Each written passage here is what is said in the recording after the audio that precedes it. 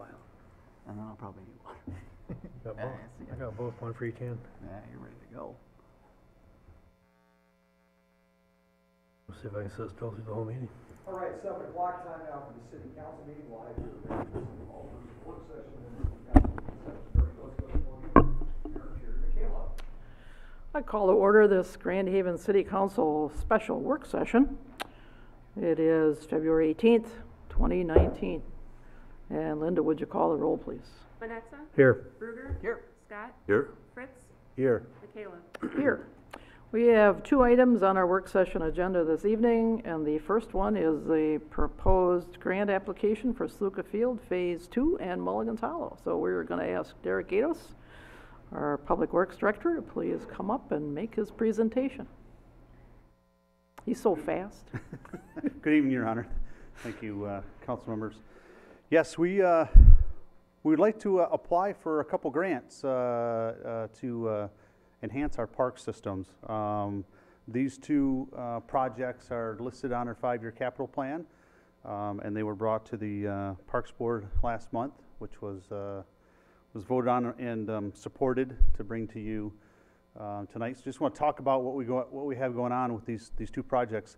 Sluka Field, and we call it Phase 2, just because we have a current project there this year with a trust fund grant to build some new concession stands and bathrooms, and it's going to be a fantastic facility.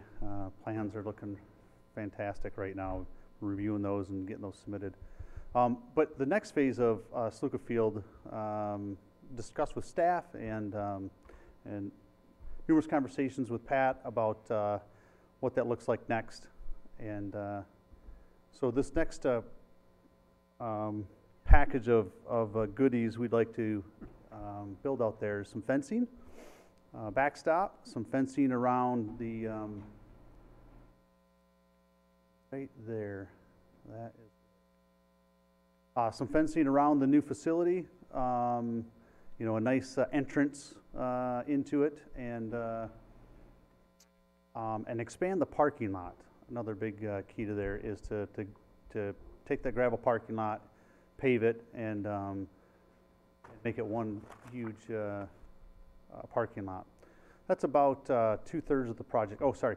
And lighting of the field is a huge portion of this project. And then the next part of that would be the play structure, and some sidewalks around the parking lot that lead out to Waverly for ADA compliancy, and a new play structure. We have it just generically in there. There's nothing's been decided on that. Just an appropriate amount of funds to build same size playground that we have there.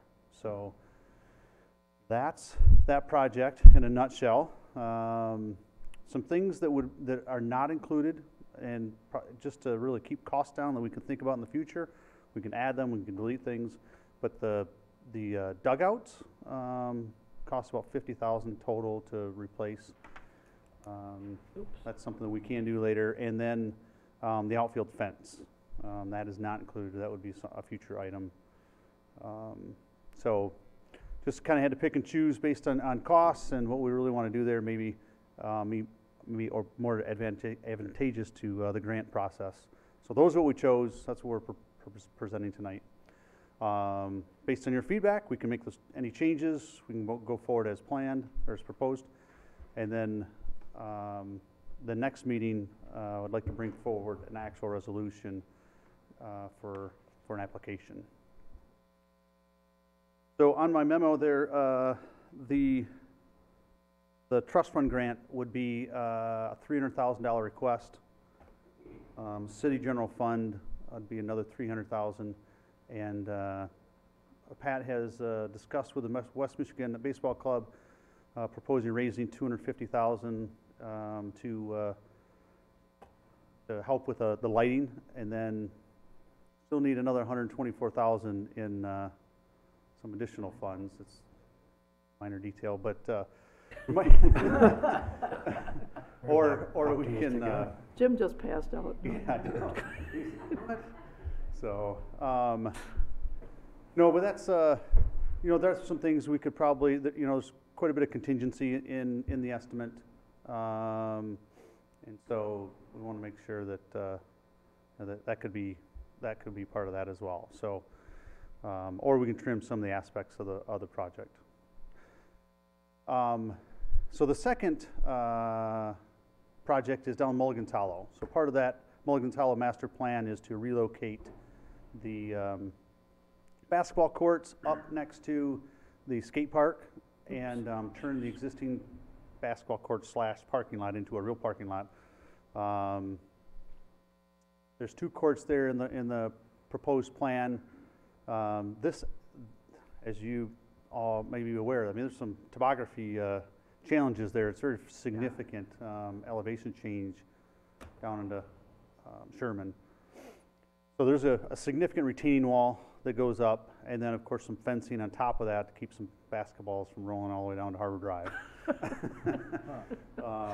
So, but it does fit in that space. It takes up almost the entire area. You know, another thing that we could do in the future, or even in this plan, is if the costs are prohibitive, we could reduce that down to 1 court, and maybe keep the retaining wall in there, the full retaining wall. So prepare for a 2nd court at some other time. There's some options there, but yeah. And then in the parking lot, because of the Reimagine Nation Station, there's some significant need for some handicap spots. So in that plan, we have a whole line, I think 9 handicap parking spots, butted right up to the new structure, play space, not playground, play space. Yes. Very important.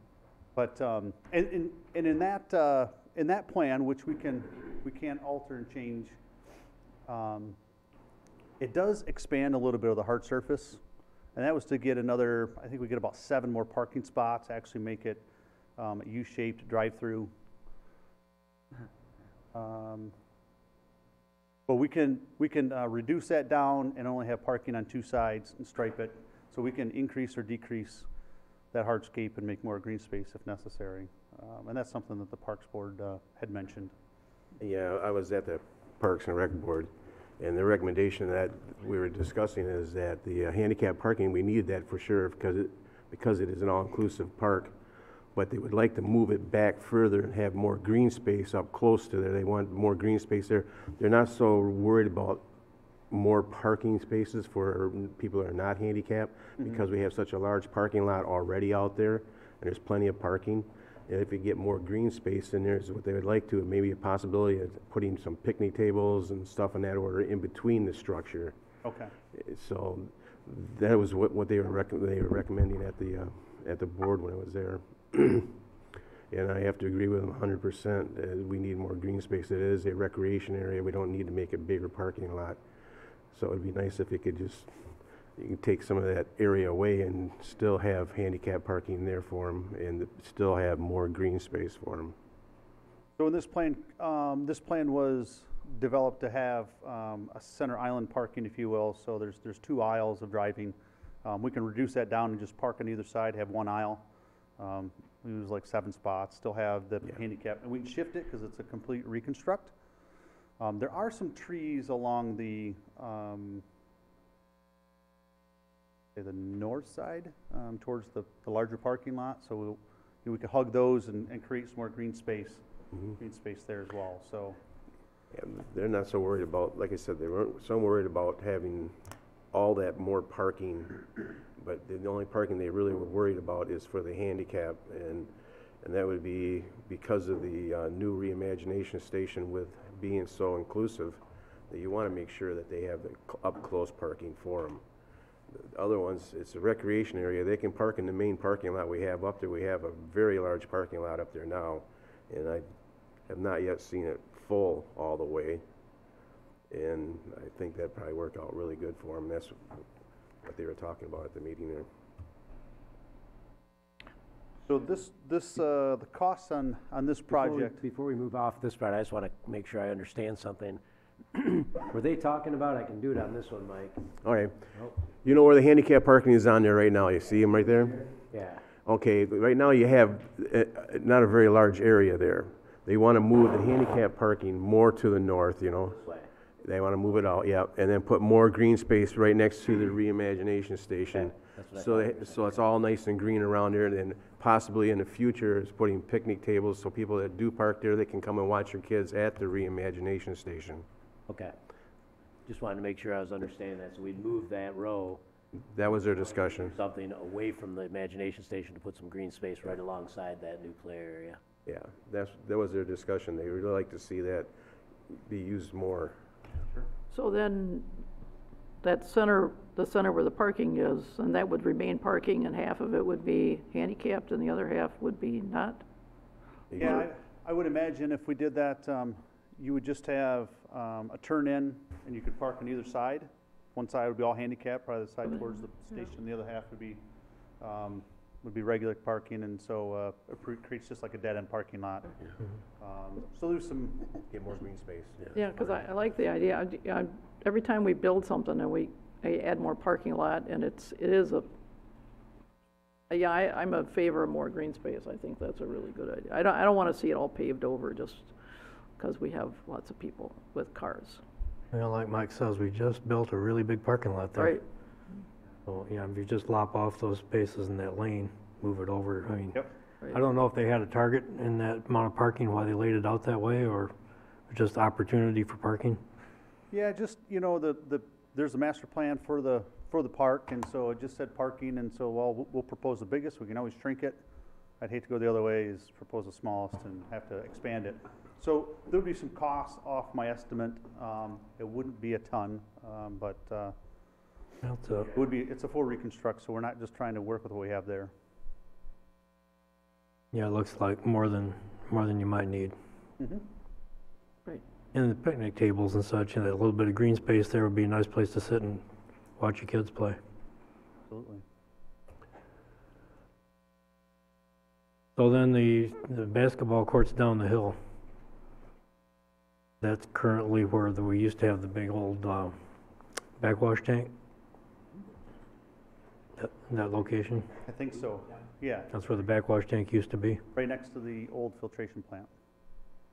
That open spot in between Yeah, skate park. yeah, like you say, the topography there is really steep.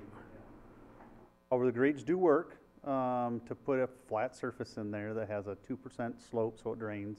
Yeah, well, you had a tank there once, but tank wasn't that big. Yeah. But there, you know, it is a significant retaining wall along Sherman there that as you drive down, that's something you would notice is different. You'd have a nice view, I think, from playing ball up there, and so the fence would be trying to keep all the basketballs from rolling down the hill. How far below the parking lot grade is that basketball court? It's not below it, it's above the parking lot It's grade. above the parking lot. I think it's a 2-foot final, like a proposed grade would be, Yeah. and it would slope down towards Sherman. Okay, I guess I envision it going downhill there. Actually, there's a hump there right now, Okay. so, So yeah, the main challenge would keep the basketballs in the basketball court, not in the skate park or down the hill. right. Okay. Might need some fencing. Put a canopy over it. I don't know. My concern Only is, kidding. Go ahead. okay. My concern is, you know, last time we put a grant for Sluka Field for the concession stands and for the bathrooms. We were gonna get some money from the baseball players, never showed up. So we ended up taking the whole thing on. So if that happens again, we could be caught with $674,000. We have no guarantees that they're gonna pay again, do we, Pat? Is there any guarantees in this? No, just verbal. This is a different group, right? Yeah. Yeah. Yes. It doesn't matter if it's a different group or not, we've been stung before. If they're serious, I'd like to see some money that they put up front in an account someplace, half of it anyways, that goes in an account that we can grab a hold of, because once we apply for this grant, I know we can give it back, but, you know, we apply for grants, we don't want to give them back. We want to accept the grants we get. And so, so I think we need some upfront money from them for one thing, before we even do this. But, again, between these two, we're looking at $600,000. I mean, well, I think that's about right with what's, if we go, well, okay, $500,000 anyways, over $500,000 of our money in 1 year. You know, and we have road projects that you came up with. I mean, back in December, you said we need to, if we stick $500,000 in our roads, $500,000 for 10 years, every year for 10 years, our roads are still going down from a 4.1 to a 3.8. So in order to keep them about the same, we need about $750,000 in to keep them even. And then we're spending this kind of money on this. You know, I don't mind doing this, but we need to go slower. You know, we can't jeopardize road projects for this, I don't think. And I think that's what we're doing. And so, you know, I'm for a scaled back approach. Go a little bit slower with this. And I don't care how you guys can pick out how you want to do it, but this is just two-way aggressive for me in 1 year. This is, especially when we have no guarantees from a ball field. We have no guarantees other funding. We have no idea where that other funding is coming from. You know, so, you know, I just think we need to scale this back. I think I'm all in favor of a parking lot in there. I think we need to expand that parking lot. On weekends when the kids are playing there, that parking lot's full, and all the way around Sluka Field is full. I think we need that. There's no doubt about it. We need a bigger parking lot there. The playground equipment's 25 years old and it's showing its age. And I like that fence around that idea. You know, all these things are good ideas, but it's too aggressive for 1 year. It's way too much out of our budget. I don't see that happening. I'm concerned about it. But I think if the baseball people are serious about this, then let's put some earnest money in an account where we can see it, where we can grab a hold of it. If they're not willing to do that, you know, I don't see them coming through with any money at all for us. Again, we're going to be stuck with the whole grant. So I guess I'd like to see the scale way back. I think part of the reason the other baseball group disappeared is because there was so much opposition from Denny, from you, and from the neighbors. So I know that, you know, they didn't come through with the funding, but part of it was I think they got half scared off by a neighborhood that didn't want them there. Yeah, I don't think they could come up with the money. I'm serious. I don't think they could come up with the money for it. That's one part of the equation, but I think you have a very valid point in asking them to put some sort of earnest money down. I think that's a very responsible thing to do, so I do like that idea. With the Sluka Field project, the one thing I thought was possibly missing from the scope of work would be the fencing in the outfield. Just from a safety perspective, I know some of the neighbors, last time this came up, especially with some bigger clubs coming in, guys who can hit farther, they were concerned about baseballs flying. And I just wonder if the fence shouldn't be one of the priorities. I know we've got a limited budget, and as Denny pointed out, we've got a lot of other things to do, but that might be a wise move on our part from a safety perspective. So, and then that's my Sluka Field thoughts. On the Mulligan's Hollow, is that what we call it? Yeah. Mm-hmm. If we're scaling back the parking lot size, and I know we're talking about money that we don't necessarily have anyway, but if that were to free up $10,000 or $20,000, I know that the pickleball folks have been asking for, among other things, a drinking fountain down by the tennis courts, which I think would be a huge benefit. So if it were to free up an amount of money that would cover that or go towards it, and perhaps they could commit to some fundraising efforts on their part. I know they'd really like a drinking fountain down there. They'd also like restrooms, but I don't think we're going to get restrooms for around $20,000.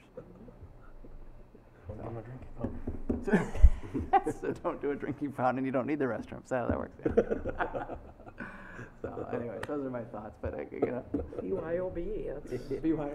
Well, let me follow up on Denny's comments on Sluka Field. I think that I don't know who the West Michigan Baseball Club is. I assume it's not the Loggers because I think they're defunct, but whoever it is, this whole thing's a little pie in the sky to me. I think that it's like a lot of wishful thinking. I don't know how serious your negotiations have been or anything.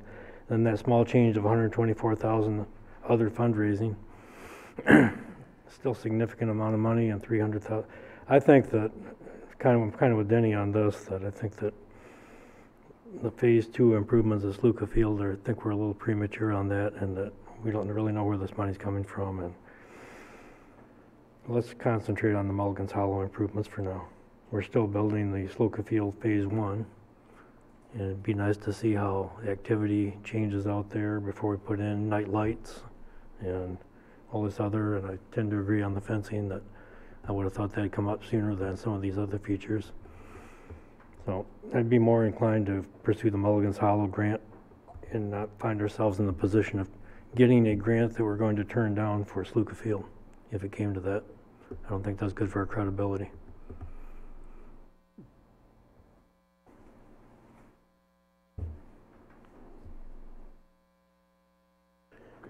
If we go for 2 grants and we end up with both of them, where's the money gonna come from? So it's better off for us at least try for one. I myself personally, I have to agree with Bob. I think we should go for the Mulligan's Hollow, but I also have a lot of ties to Sluka Field myself. I myself would like to see lights back up there. I think this is a very good idea. I wanted lights. I've been trying to get lights for probably, I don't know, how many years now, Pat? 15 years, I think it was. I've been trying. I met you told me I was... We gotta get them lights back up there, man. I said, that's all it is. I mean, it's a lot of uses we could use out there with the lights. That'd be soccer tournaments. It's $350K of this project. Yeah, it's a lot. That's a third of it, with $1 million addition to our But I project. think it's a good project, I really do.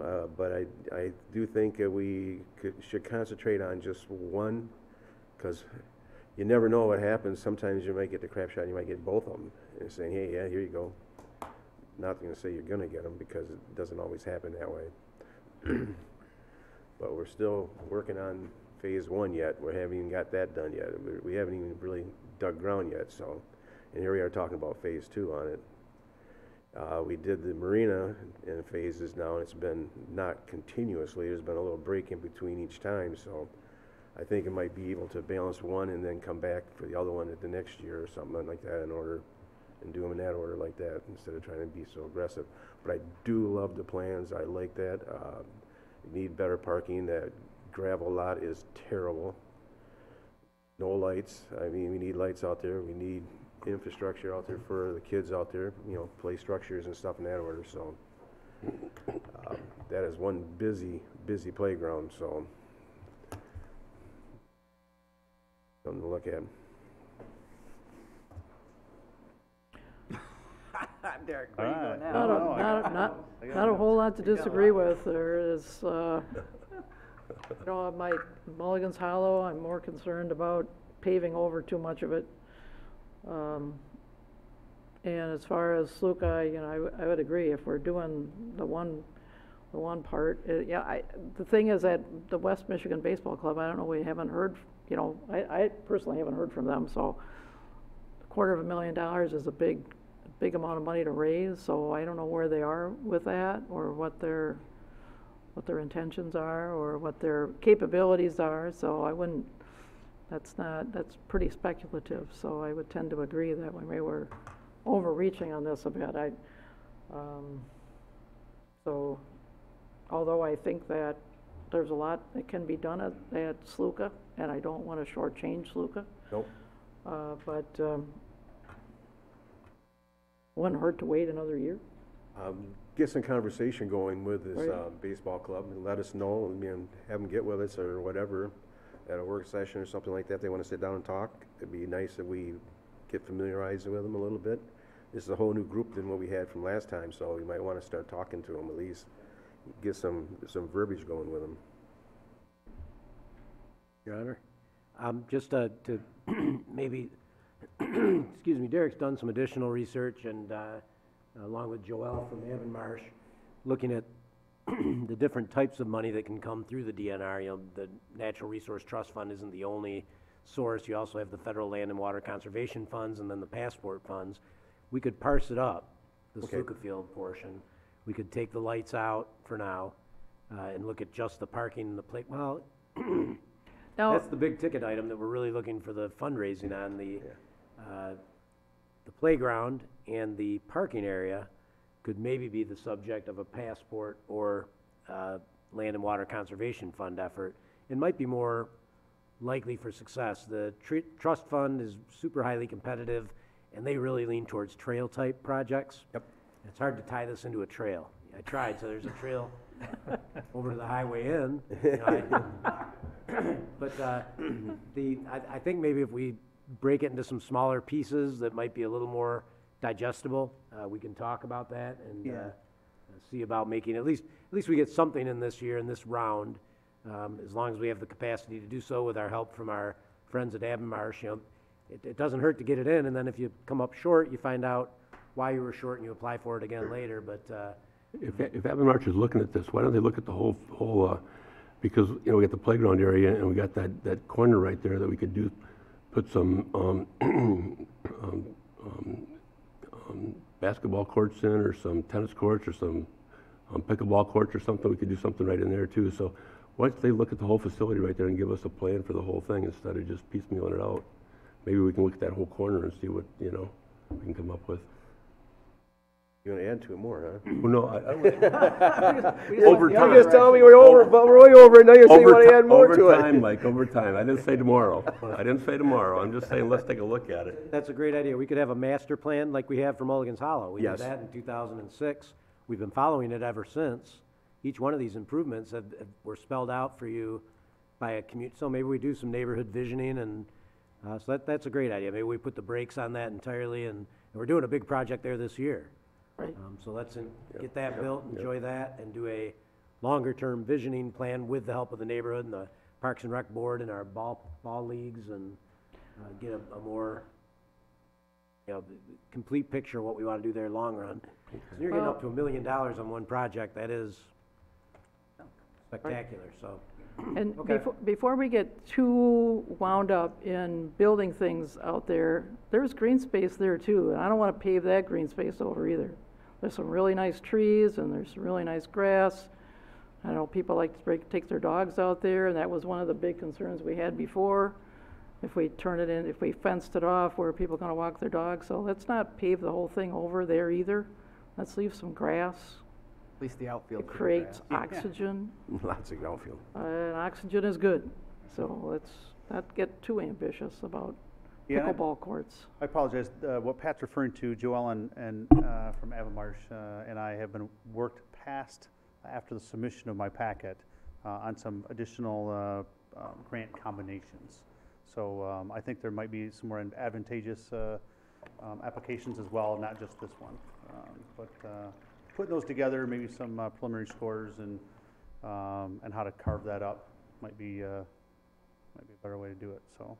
Well, we'll still be expected to put up matching funds no matter what grant you come after, and so we're still looking at a bill for the general fund or some source.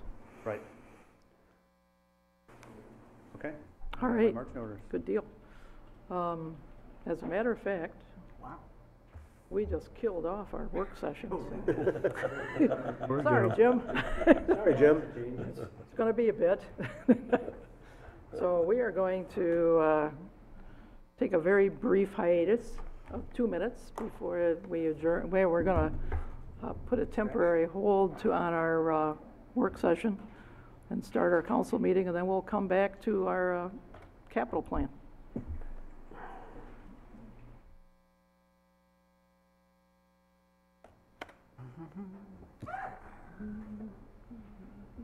Gonna walk. Get myself some water and stretch at the same time. Good. Jerry, you need a refill?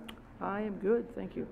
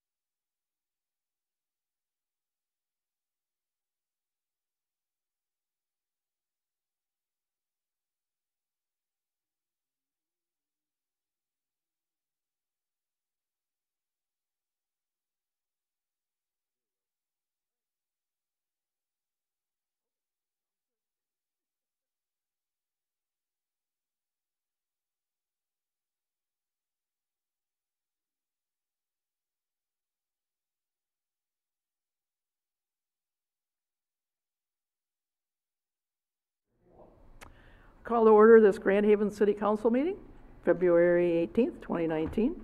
Linda, would you call the roll, please? Vanessa? Here. Ruger? Here. Scott? Here. Fritz? Here. McCallum? Here. Our invocation this evening will be given by Reverend Michael Gores from St. Matthew's Lutheran Church in Spring Lake. Please remain standing after the prayer for the Pledge of Allegiance. Good evening. On this President's Day, we hear a prayer from George Washington, our first president. Almighty God, we make our earnest prayer that Thou wilt keep the United States in Thy holy protection, that Thou wilt incline the hearts of the citizens to cultivate a spirit of subordination and obedience to government, and entertain a brotherly affection and love for one another and for their fellow citizens of the United States at large.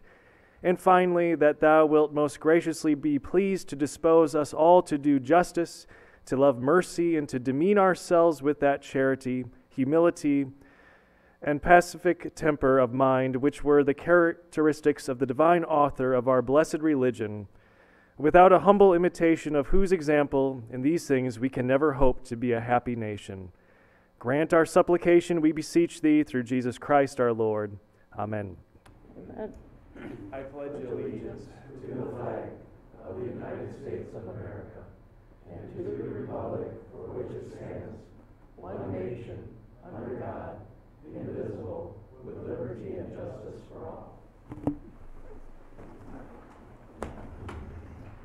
Thank you very much. Right, we are to the approval of the consent and regular agendas. Are there any changes? Your Honor, I was going to ask that we move the city manager report on the depot discussion up to a point just before the consent agenda. Oh, okay, all right. Other than that, I had no changes this evening. Anything from anyone up here? Nope. Any changes? Nope, okay. Move Sign- to accept the agenda with the change. All right, thank you. I need a second. Second it. All right, so if there are no questions, we will vote. Vanessa? Yes. Ruger? Yes. Scott? Yes. Fritz? Yes. McCallum? Yes. So, general business, call the audience. This is one of two opportunities in our meeting for anyone to address council on something that's on your mind. So anybody wants to speak, come on up, let us know who you are and where you're from. Honorable Mayor and council members, my name is John O'Connor. I'm the co-owner and co-founder of Long Road Distillers in Grand Rapids. I had later in this evening on here, but it looks like you're moving that up a little bit. You're gonna be discussing the negotiation of a lease with the tenant for the Grand Trunk Depot space, for which we are a candidate business. We're extremely excited about the opportunity to join the community here in Grand Haven as a new business, which would bring something that is not currently offered here in the city. We propose a distillery tasting room, which will provide a retail outlet for our products, which are being produced exclusively using Michigan agriculture, and also a cocktail bar and small plate dining experience. For nearly 2 years, we've been carefully evaluating properties here in Grand Haven, looking for the right opportunity to find a suitable home for our endeavor. The depot is our first love. We applied last time when you put the original RFP out, and is without a doubt the location which we believe our business would most contribute to the vibrancy and continued success of your downtown. We believe that the occupancy of Long Road within the depot will allow us to serve as an anchor tenant for a mixed public and private uses within the building, complementing and supporting the very important public components in and around the facility now and into the future for a long time. Our model, as currently proposed, is much different than we first responded to the RFP over a year ago. We are not doing any manufacturing or distilling on site. This service model we envision will let us work well within the defined space that was shown in the confirmation of interest letter provided by City Manager McGinnis. We currently operate 2 locations in Michigan, our original operation in Grand Rapids, where we produce all of our products, which is in a building that's over 130 years old, which we respectfully renovated to try to keep the character of that building as well as bring it to modern standards for public use.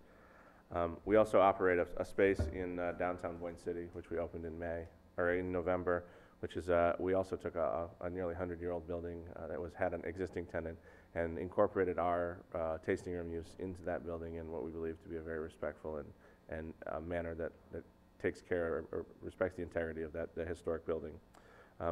we greatly appreciate the opportunity to be considered for this amazing building reuse in partnership with the City of Grand Haven. We'll be around all evening to answer any questions you might have as you continue right. your discussion. Thank you. Thank you. Anyone else? Good evening. Thanks for this opportunity. My name is Kyle Vinstrain. I'm the co-owner and co-founder of Long Road Distillers. As John mentioned, we're here tonight to again express our excitement at the opportunity of leasing a portion of the depot from the city and bringing part of the Long Road experience to downtown Grand Haven. Our vision for the building is one of vibrancy with a focus on guest experience, placemaking, and a passion for crafting something that's unique. Our desire is to offer visitors a curated lineup of small plates and handcrafted cocktails. As is the case in our Grand Rapids location, we rely heavily on locally grown seasonal ingredients for our food, drink, and spirits. Our tasting room in Grand Rapids and our vision for our portion of the depot offers a family-friendly environment that's welcoming to all. I think I mentioned before, my wife and I bring our 3 and our 6-year-olds to Long Road for brunch after church a couple times each month, and the kids are always excited to interact with the staff and try the latest kiddie cocktail, as my daughter likes to call it, because we do offer a lot of kids options as well at our existing location. And as we mentioned in our updated proposal that we received, that you received prior to your last meeting, we're committed to investing heavily in the restoration of a portion of the depot for our use, while still maintaining the significant historic character of the building, both inside and out. We're excited about the opportunity to bring a new and unique business to the city of Grand Haven, create new job opportunities for residents, and look forward to offering year-round service to guests. Again, I want to thank you for your time and for your thoughtful consideration. All right, thank you. Anyone else? I'm Bruce Bursma. I live at 216 Grand Avenue. I'd like to pile on behalf of the folks from Long Road. This is an establishment I've visited on a number of occasions, and it's a wonderful family atmosphere at Long Road, and I think it would be a great benefit to our community. I can only speak for myself, but we often find ourselves driving out of Grand Haven for dinner options because we feel that the Grand Haven restaurant scene isn't really quite that up to snuff. So we're excited about Noto's coming into our city. I think City Council is excited about that as well. And I think Long Road would be a tremendous benefit for the citizens of Grand Haven. Keep some more tax dollars here. Thank you. Anyone else? If not, we will move on with the continuation of our work session. I ask Jim to come up and make his presentation on our capital plan.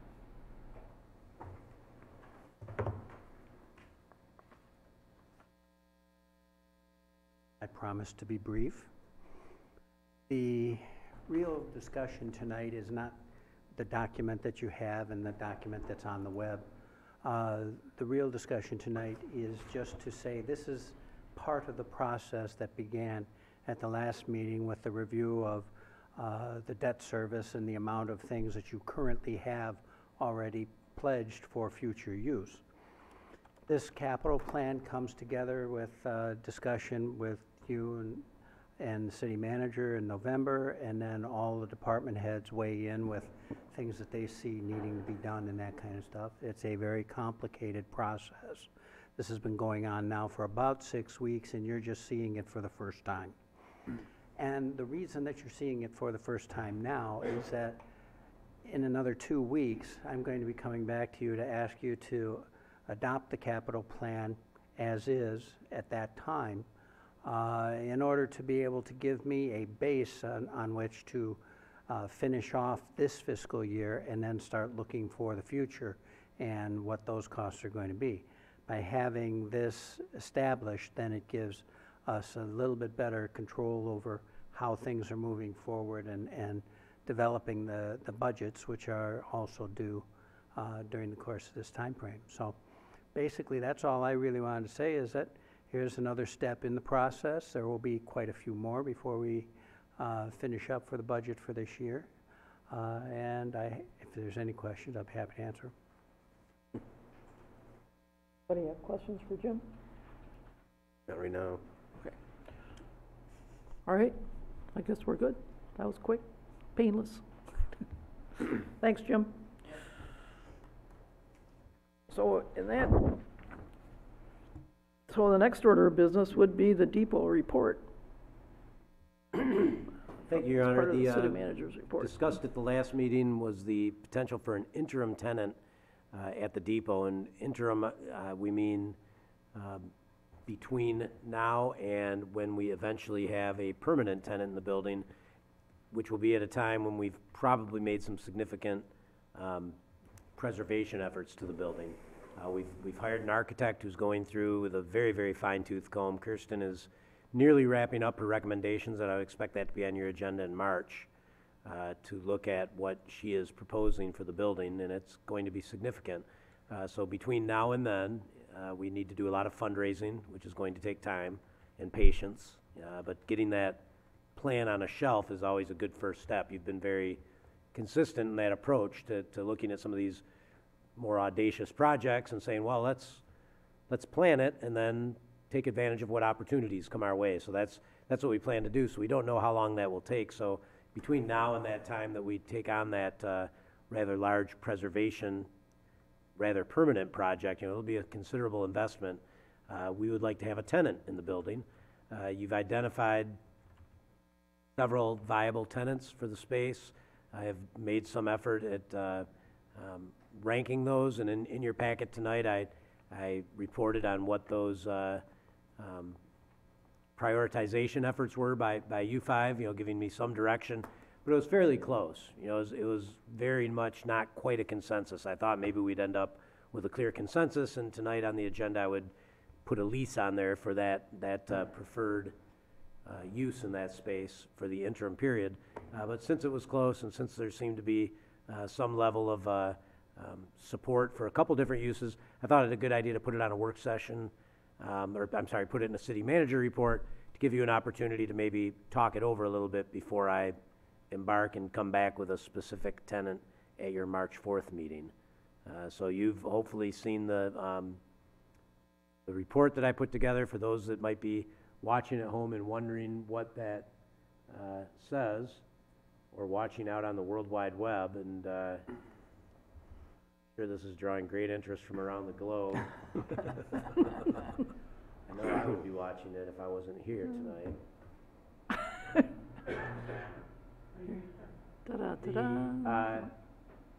The rankings that you gave resulted in scores of 12, 10, and 8, with coffee scoring 12, Distillery scoring 10, and ice cream scoring 8. So that's how close it was. Well, there you go. Thank you, Ashley. I found it before I did. So I imagine Scott could probably put that up on the screen for those watching around the world to witness what your preferences were. And I look to you for any additional discussion that you might want to have among yourselves to help me come back with something that can get majority support next meeting.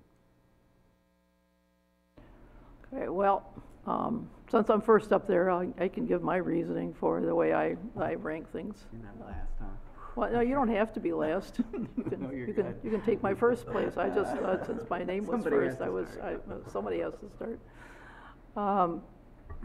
I ranked them the way I did because I gave my reasons when I sent Pat the email. I think I copied everybody on it. That coffee is kind of the universal thing. It's good all times, every time. And ice cream can be it is somewhat seasonal, but with some of the ice cream folks that we have, that they especially Temptations does a lot of confections and corporate gifts, that sort of thing. So they are a year-round business. I appreciate the distillery. I appreciate very much having met John and Kyle and have a great respect for them, and their presentation and their verve and their product. I have no issue with that. I just know that if I have to rank them, this is the way I would rank them. I think there is definitely a place for them in Grand Haven. I'm not sure the depot is that place, but that we do have other, and I discussed that with them when we met at Jumpin' Java, that there are there are other storefronts or businesses, spaces in town that are looking for a tenant. So I think it's not an issue of who's got the, you know, not having a very good product and wishing that they had a place in Grand Haven. I just, this is the way I saw it, as coffee first. Are we going in order? It doesn't matter. I just saw it. Josh, you want to I would go ahead, start. Josh? If you want to be. We'll mix it up. Yeah, All right. All right. Okay. We'll mix it up a little bit. That means I'll be last. Well, I guess this is the why we ranked them the way that we did, and we're hoping to maybe sway a few people to some different directions. I, for one, am in favor of the distillery concept for a number of reasons. I think, first and foremost, we have no distillery in Grand Haven. And we have, I just counted earlier this evening that we have within a 5-block radius of the depot, we have 6 ice cream shops and 4 coffee shops. And I think we've got enough ice cream shops and enough coffee shops downtown. And I am very impressed that they do as well as they do. We've got some great ones, and God bless them. And I want to see them continue to grow and to thrive.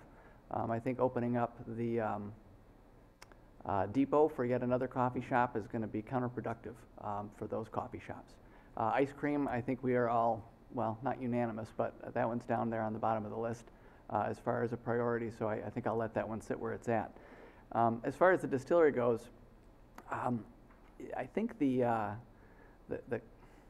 concept of the distillery and what they've presented from Long Road and what I've seen in Grand Rapids is, it's not the old school, dark, dingy, you know, liquor room in the back where, you know, scary people go and Al Capone hangs out and so forth, although that might have some cool panache to it.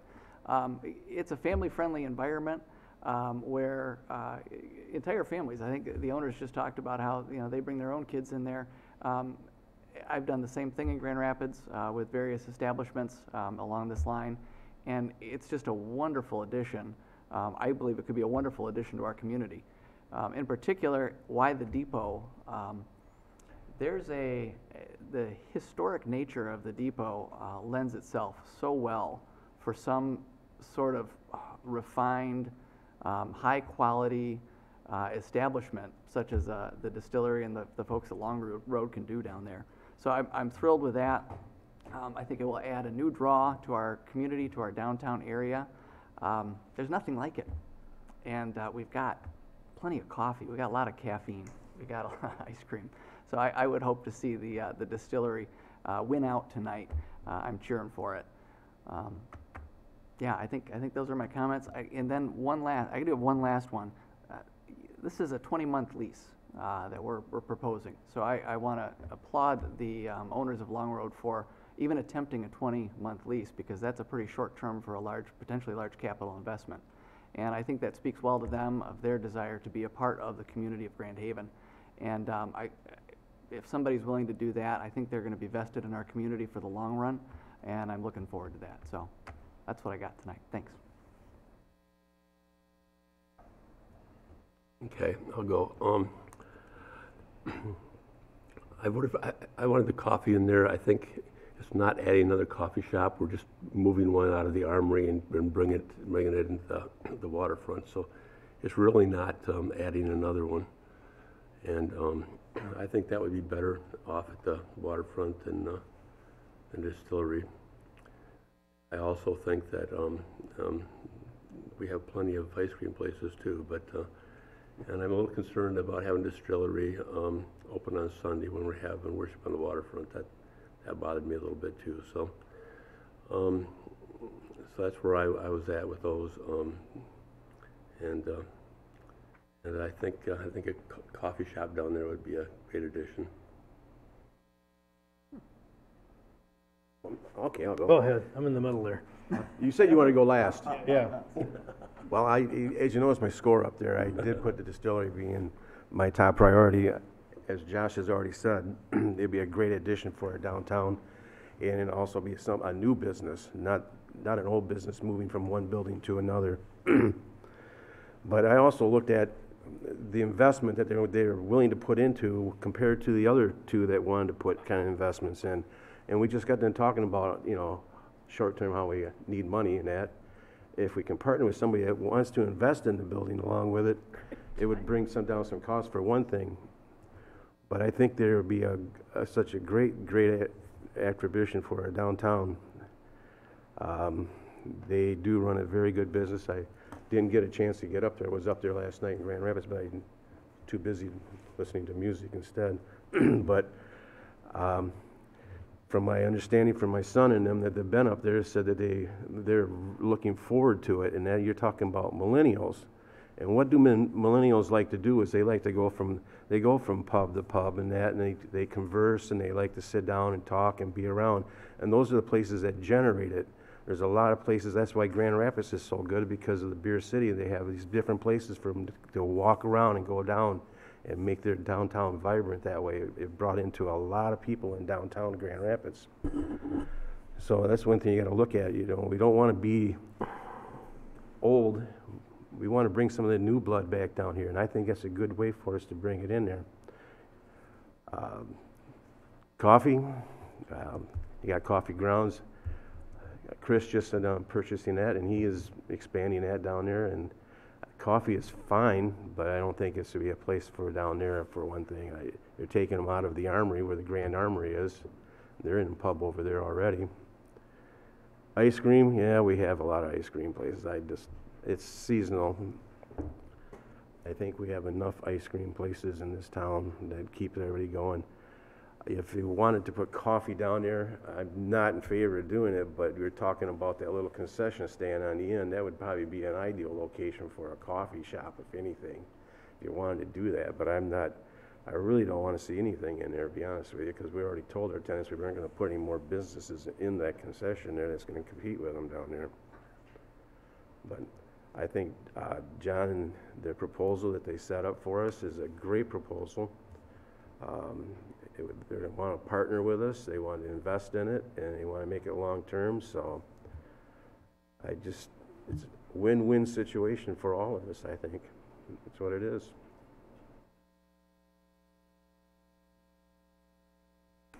All right. The ice cream place I saw is seasonal. I don't want anything seasonal down there. We had a museum down there which wasn't open in the winter. That was seasonal. That wasn't acceptable. I don't see ice cream as not being seasonal or not excessively touristy. My concern with the Distillery, and I talked to John earlier today, a significant portion of this building is going to be open public space. It's going to be something that can be either casual use by the public, or it could be something which is programmed or rented or special events. And how does that interact with a distillery? And I understand it's not really a distillery there. It's going to be products sold there brought from the actual distillery. And the small plate food, I understand, if I understood correctly, won't be cooked there. There won't be any kitchen there. It'll just be food that's prepared and brought in and served. And so it'll be, I guess my concern here is how do those spaces interact? How does the distillery take care of or use or not use the public space? It seems to me that you almost need to isolate these spaces, whereas with the coffee shop concept, they could be open, they could interact, they could be something where the coffee shop could kind of bleed in the space or not, and it could expand and contract their activity. So to me, the coffee shop seemed like a better fit in that respect. I do recognize that, as has been said, we have a number of coffee shops, and it doesn't bring anything new to town. That's what I liked about the Distillery, was that it was something different. We do have other bars and restaurants, and so there are places you can get alcohol and food. I am curious, and maybe I missed this in previous presentations, what were the hours of operation that were anticipated? If you don't mind me asking. What your hours of operation, and if you could respond, please, to how you would, the public space that you're not occupying, what does that do for you, and how would you seal yourself off from it, or would you try to use it or accommodate it? So currently in Grand Rapids, which I think would be our closest model to what we would propose doing here, we are open at 4 o'clock Monday through Thursday. We open at noon on Friday, and we open at 10 o'clock Saturday and Sunday because we do brunch. And obviously, I think it'd be a bit of a different business model. We also close at midnight every night of the week. We're not open past midnight any day of the week. Again, given the seasonal nature of some of the downtown activities, I would imagine during the busier summer months, we would certainly be open earlier in the day, probably the 11 o'clock, 12 o'clock time through that midnight hour. But we have no intention of ever being open past midnight. That's not our business model. That's not the type of establishment we like to run. As it relates to the public space in the middle of the building, we've talked a lot about that, and we had the fortune to spend some time with City Manager McGinnis there. We have no intention of wanting to utilize that space in a formal capacity. However, if given an opportunity to be of assistance to any use that you see as a public as a public space, if it was leased out and you needed someone to cater an event, or if you had, I think we had been mentioned before, the Admiral's Dinner, if there was a way to potentially be the catering operation and help and assist with that, so that was something that the city did not have to deal with, we would be more than willing to entertain the opportunity to do that. We are a licensed caterer with our license through the state of Michigan, so we have the ability to do that space, but we don't have any need to. Again, we operate a defined space in both of our current locations, and that is the space that we like to provide consistency for our customers and our patrons. So I don't have I don't want to be in the public space. That's not my space. That's the public space. We have no desire to want to formally be in that space at any time. If in fact there was a desire to have us in a partnership capacity with the public side, we would be willing to entertain how we could do that creatively to ensure that you can provide something to the public that might be of benefit. I think my understanding of the most recent proposal is that the 1,600 square feet, if you're looking towards the waterfront on the left side of the building, which is already delineated from what would be the public space, is the leasable space. So there would already be a barrier between the two spaces, so we wouldn't be encroaching on any of the public space. And so we have no intention of changing that necessarily. So it would just be, based on the desires of the city and your body on how that space is used. And again, as John mentioned, we'd be happy to be a partner in whatever you saw there, but would have no intention of using that for our own purposes. Okay. All right. Thank you.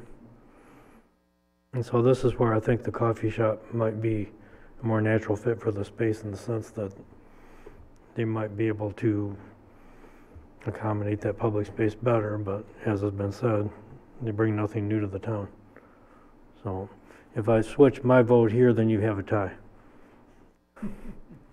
And really, as I corresponded with the city manager on this, I saw advantages to both of those proposals, and I would be willing to work with Long Road Distillery on this, and I think that the coffee shop also had a good proposal, and I think they both would be, considering the reactions we got or the responses we got, I think that they're probably could both use the space and for a 20-month trial. I guess there again, we'd be a little concerned how much investment the Long Road would have to make in it. I think you'd have to build bathrooms on your side. Whereas the coffee shop, I'm not sure they would. I mean, I would be willing to work with Long Road Distillery on this, and if it means that I need to adjust my vote, I can do that. I do see advantages to both sides of this, and maybe this is a negotiating thing that Pat needs to do to determine who the best tenant for the best rate for the best investment and such would be. But I could work with either Long Road or Aldea. I think they both have advantages and disadvantages. The biggest single advantage I see to the Long Road is that they do bring something new in. And it's not that we don't have places where you can drink and eat. We do. We also have places where you can have coffee. I personally like coffee. I always have coffee. And I find it to be a nice social experience just to have coffee and sit and be in a public space with coffee, so it works for me. I try not to impose that on other ideas. It's not just what's good for me. So I guess that if it makes a difference for this discussion, I would flip my votes up here and say 2 for coffee and 3 for distillery, and that would give you a tie, so you'd have an 11 to 11. How's that for close? Went from bad to worse for me. Alrighty. Well, It might go to better. I would say, as far as that is concerned, I think Aldea, which is the one, gave us a very good presentation and a very, quite an extensive packet when we first set this out, but they're not here to make their case, which I think puts them at kind of a disadvantage. Also, if they're not going to open till noon, that leaves the whole morning of the building not being open. So I also don't see that as an advantage. So I think at this point, because we have representatives here from one business, but not the other business, gives an advantage to one over the other, so which I don't think is fair either. So if it's a tie, then we need to work this out in a way that's equitable. This is the way that it was proposed, this is the way the vote came out. So so now you say, well, let's play this game and then let's change the rules. I'm not sure that that's the best way to go about it. So. I kind of look at it just like we did the goals. I mean, we all had our chance, and we all had a vote on it. And if it would have came out the other way, I would have voted with the other way, just because that's the process. And this is the process, and I think we ought to follow it. But Yeah, I guess that I thought that the reason we had this discussion was so that we could still be figure out open-minded Right. and think about advantages and disadvantages as far as all the, it would be nice if they were here and to talk to us as well. I'm all for back and forth. But this is a public meeting. We knew this was on the agenda too. Right. We did notify everybody that this was going to be discussed tonight, so they all did receive notice. I mean, there's something to be said for the people who are persistent enough to show up at every meeting and make their sales pitch. And I looked at the proposals, and before even listening to them before, if you look at the proposals, it hasn't changed a whole lot. They're willing to do what they say. The first time around, they wanted to work in that building and make it look like they did the other ones, the old concept, making it look like we like it to be, a depot on the inside. Want to make it look good, so. I've got, on a personal note, I frequent Aldea, and I don't know the owners all that well, but gol, they got a great thing going at the Armory, and the atmosphere there is dynamite. Yes. It's a little more convenient for me as far as parking goes for a cup of coffee. I'd probably not, I really know, just from a pure laziness perspective, I wouldn't frequent Aldea as often if they were in the depot. It's a little bit more of a journey to get there. I guess that also says that I'd take a journey to get a dram of some scotch or something like that. I think, but I do think there's valid points here that these folks are here, Aldea is not here. If the meeting hadn't been public, if they hadn't been personally notified, then I'd put a little more weight in having them come back, bringing this up again. But as it was notified publicly and as they were notified individually, it sounds like, and they're not here and haven't been here, I think we've done our due diligence in giving opportunity. And then if all else fails, if we put our capitalist hats on and think like business people, which the city ought to do more often when we own property, we ask each potential tenant what they would be willing to pay per month or how the lease agreement would work out so that it's more advantageous for our tax-paying citizens. I think I just saw the Distillery people squirm. But, that's the reality of the day. This is, the objective here is to put a tenant in there that we could potentially see long-term, to give them a trial run, to see who's going to invest in the community, and to take a liability off the shoulders of the taxpayers and to generate as much revenue as we can.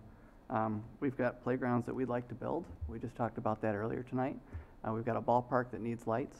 All these things can happen if we're a little more business-minded with our our property that we own in the city. So right now, we're at 11 and 11, so Well, I think can change this my is vote. kind of, I'll be like Bob, I'll change mine, if you want to get the tie off in there, I'll take the 2 and move it over to the ice cream and 1 over to the coffee, but Poor that's Pat's not what in we're, trouble but that's now. not what we're trying to do here. The thing is, we were trying to. exactly right. I thought it It's was a a discussion. three of us are saying yes to go forward with it. I understand. My job is to bring you something that a majority can support, Yep.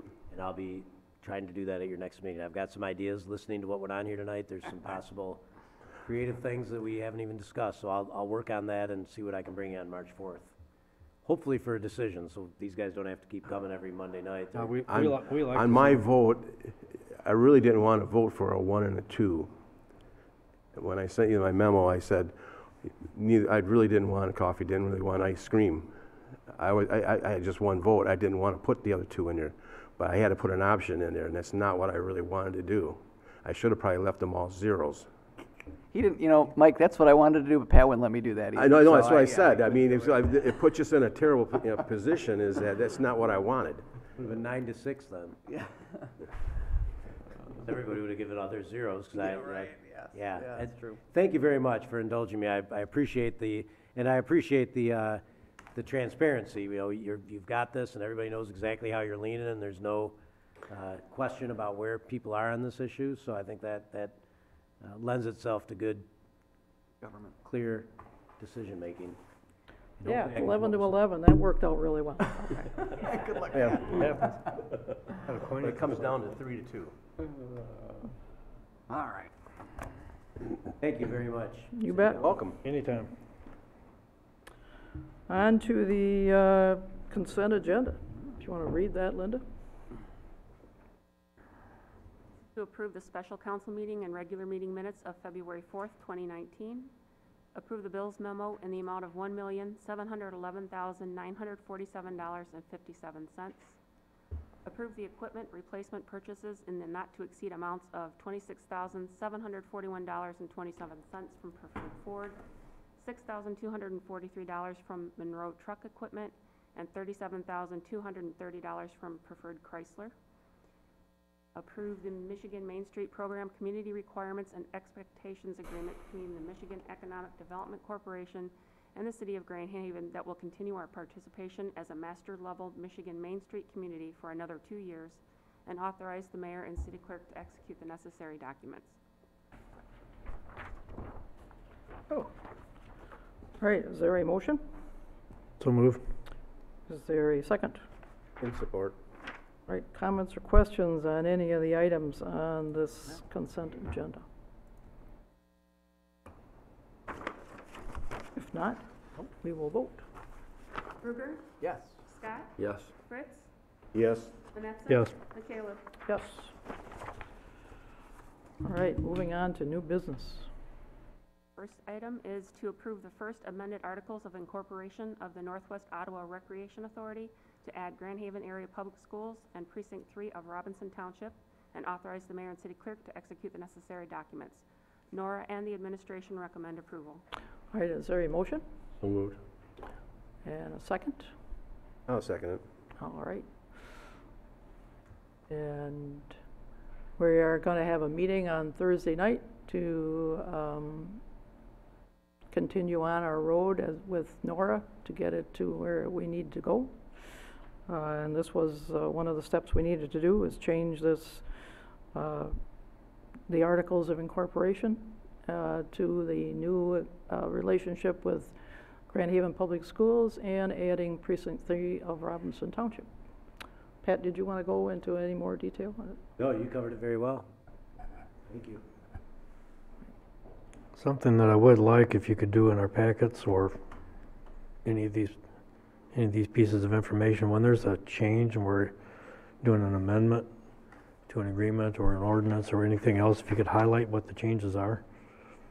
Because if we don't have the old and the new side by sides, you have to kind of infer or just read the memo to see exactly what the changes are. So I would like to see highlighted changes when possible. So, but the only changes here are the recognized school district and then the one precinct in Robinson Township. Correct, and then if you go back to the attachments or the I guess the addendum, those two are changed from what they were. You know, this is the 2018-19 funding formula. Mm-hmm. The previous agreement had an earlier version, I think 2007, 2008. And then Appendix B is what the schools did. Rather than make they want to be a participant in the authority with a seat on the board. but they don't want to make a cash contribution like the municipalities do. So they listed out what their in-kind participation is. They wanted that to be explicit in the agreement. So they came up with this schedule, I believe, and Jerry was, I believe, there for those discussions. I think that's why they put this in here. Yeah, it's their, instead of a financial contribution, it's all their in-kind cooperation with Nora, and they will have one person on the board, on the Nora board. And in their estimation, this makes them an equal partner? I'm sorry, what? In their estimation, this makes them an equal partner? Yeah, well, that's what, their contribution, the use of their fields and facilities, and their office space, support systems, the internet, phone, and that Nora pays some for, but there's a lot of connectivity still in using software and all that. So between those things, they kind of itemize that out. I'm trying to find that on here. The value that they placed on all of those things, which made their contribution. Looks like about 90 grand.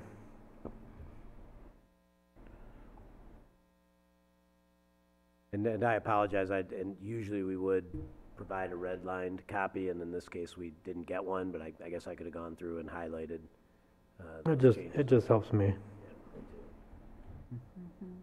Oh, I just didn't go far enough, that's all on Yeah, there. right at the end, yeah. Yeah, it's Appendix B.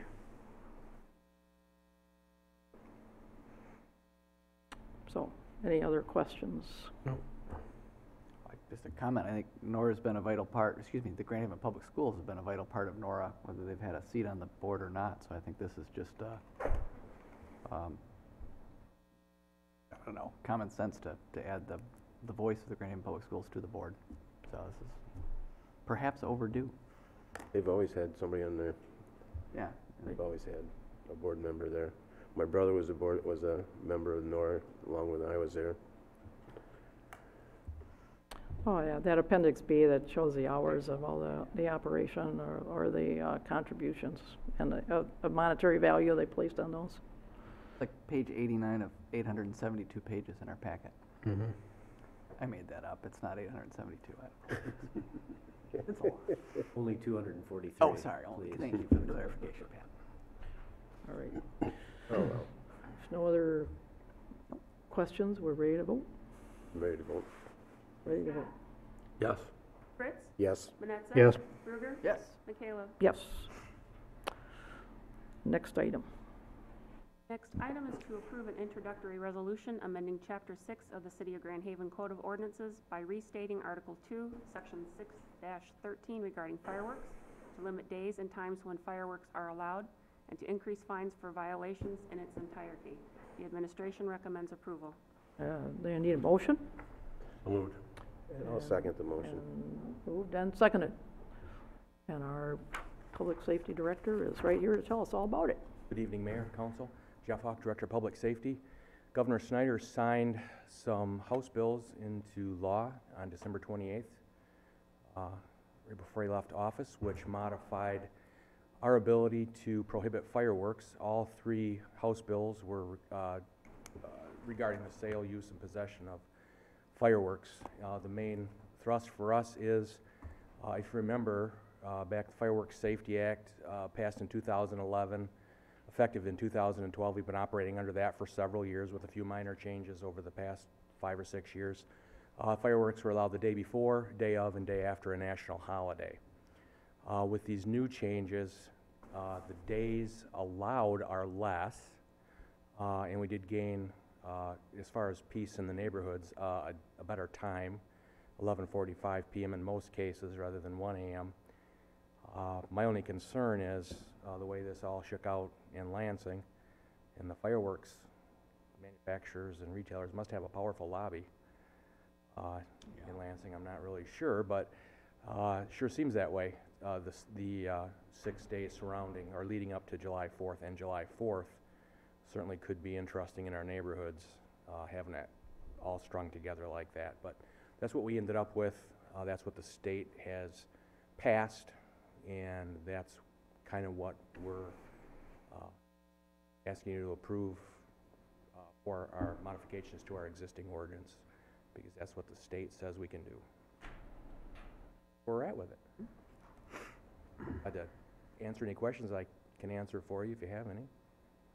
So it's June 9th through actually the 5th of July.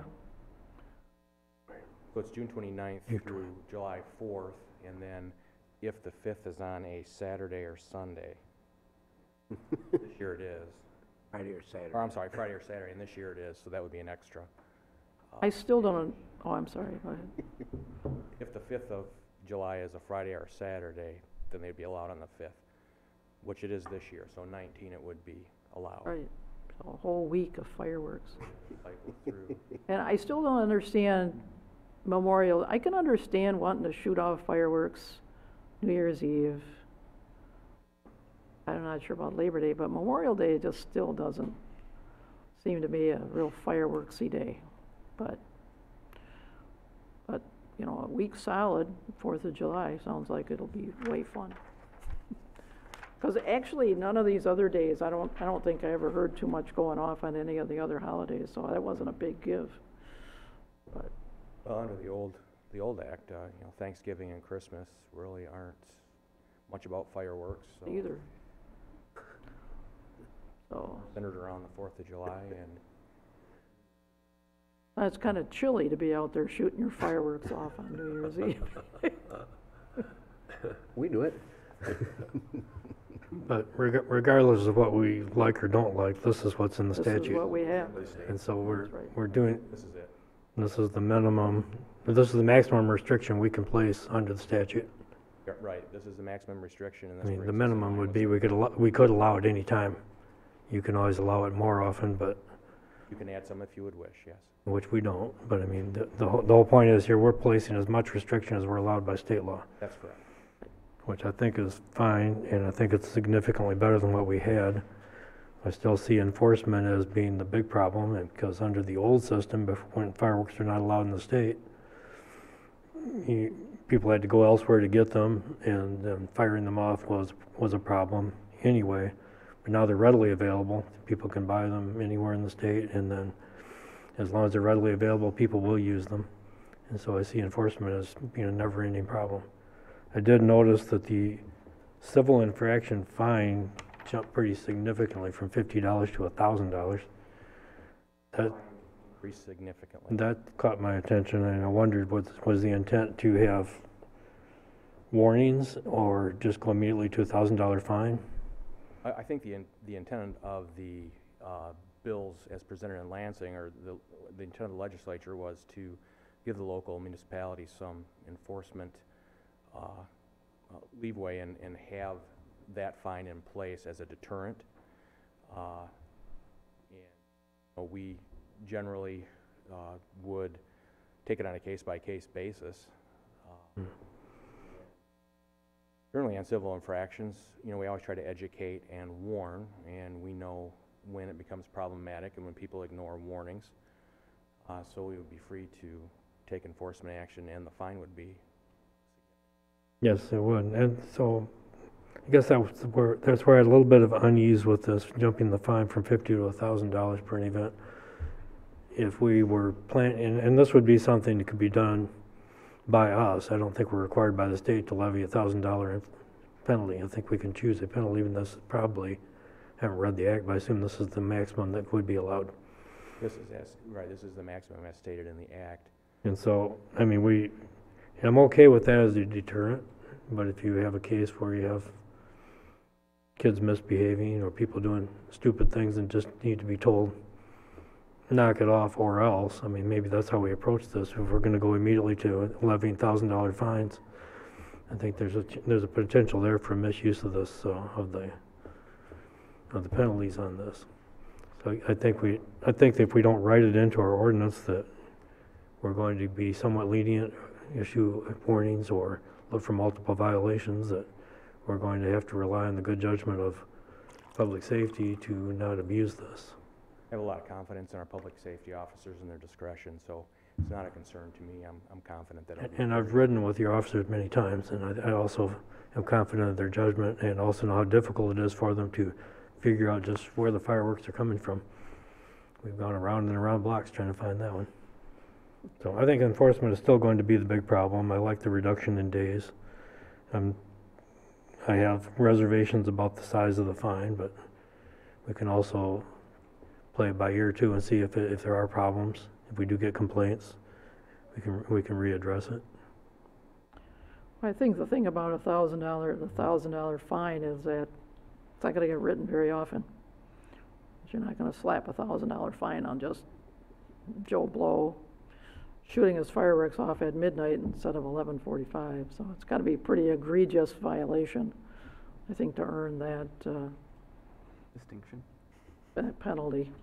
So I do like the fact they're supposed to stop at 11:45, but it's like Bob was saying, enforcement of that is a whole other story. Because I've ridden around the block going, I know that that's going to go off any second now, and you just can't find them. But I think they just run out the door and run back in. I would agree. I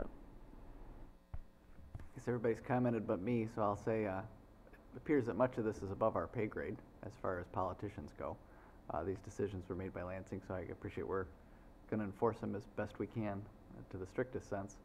And I do have confidence in Chief and your team as far as officer friendly goes to make a visit first and to ensure that it's an egregious violation before that $1,000 penalty is levied. I think looking over at Alex in the Grand Haven Tribune, if the $1,000 is to be decided as a deterrent, then I think some publicity toward that end is going to be helpful to let everybody know that it is up to $1,000 fine if you're violating the ordinance. That stopped me from letting off that bottle rocket at 11:46 for sure. So, Best compliance is always voluntary. yeah, that's right. So, no, that's all the comments I have. I did have one other question though, if you don't mind. Kind of a technical question.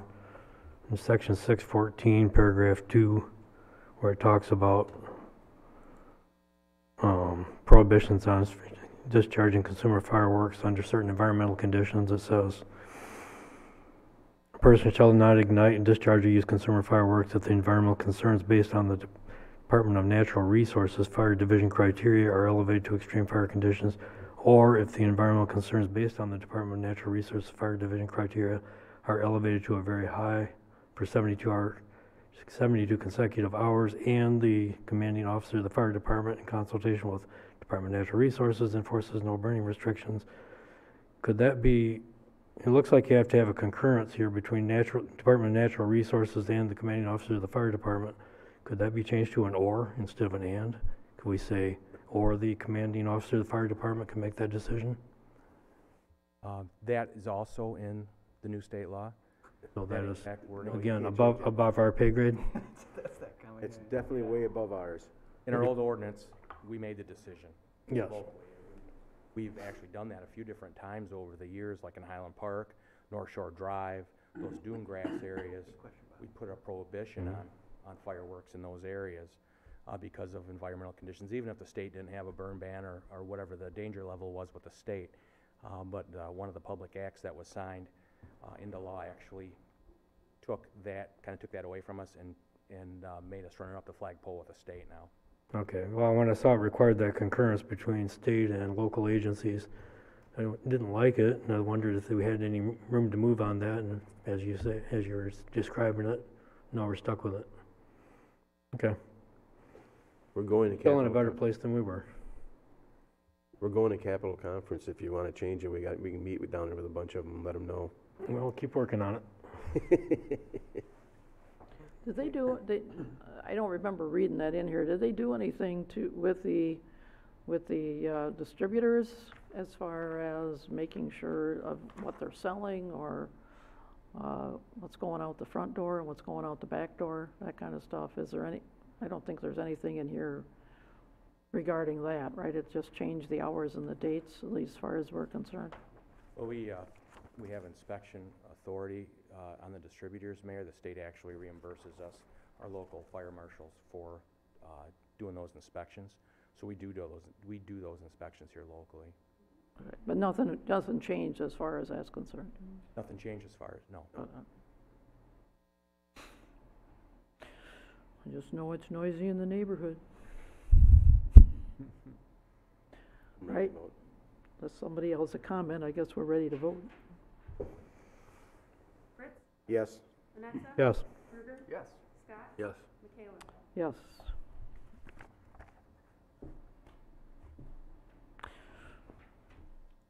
Next item.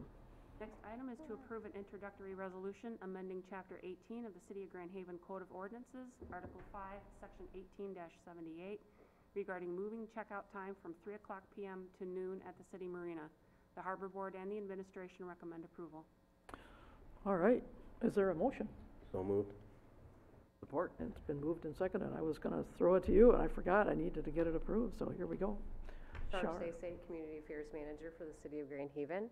These two draft ordinance change requests came about from a couple of different experiences. The practice that we have in operations down at the Marina was a checkout time at noon, and after I reviewed some of the city's ordinances, noticed that we had 3 p.m. In that ordinance, and so I requested back last year to have a change to what we actually do in practice, and it also meets more closely to what the DNR does in other marinas. So just requesting that change from 3 p.m. checkout time till noon, because we do have boaters that are checking in at 1 p.m.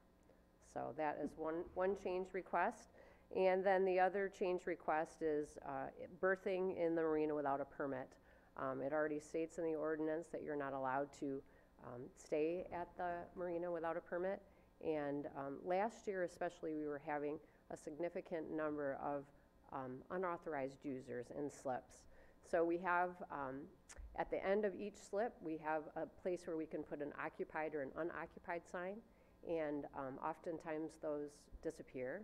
And we find boaters in slips that have no permission to be there. So we just wanted to be able to have a little bit more authority to take care of those issues when they arise, because at this point in time, we don't really have much authority to do anything about that. Okay, we got to take one at a time. Yes. Okay, so let's do the 3 p.m. one first. To noon. Or yeah, change the 3 p.m. I think this is a really good idea. It kind of lines it up with, I hate waiting till 3 o'clock to check into someplace if I don't have to. So any comments on item C, changing the checkout time from 3 to noon? It's fine with me. All right. If not, we can vote on that one. Manetza? Yes. Krueger? Yes. Scott? Yes. Fritz? Yes. Michaela? Yes. Then we got to read the item D.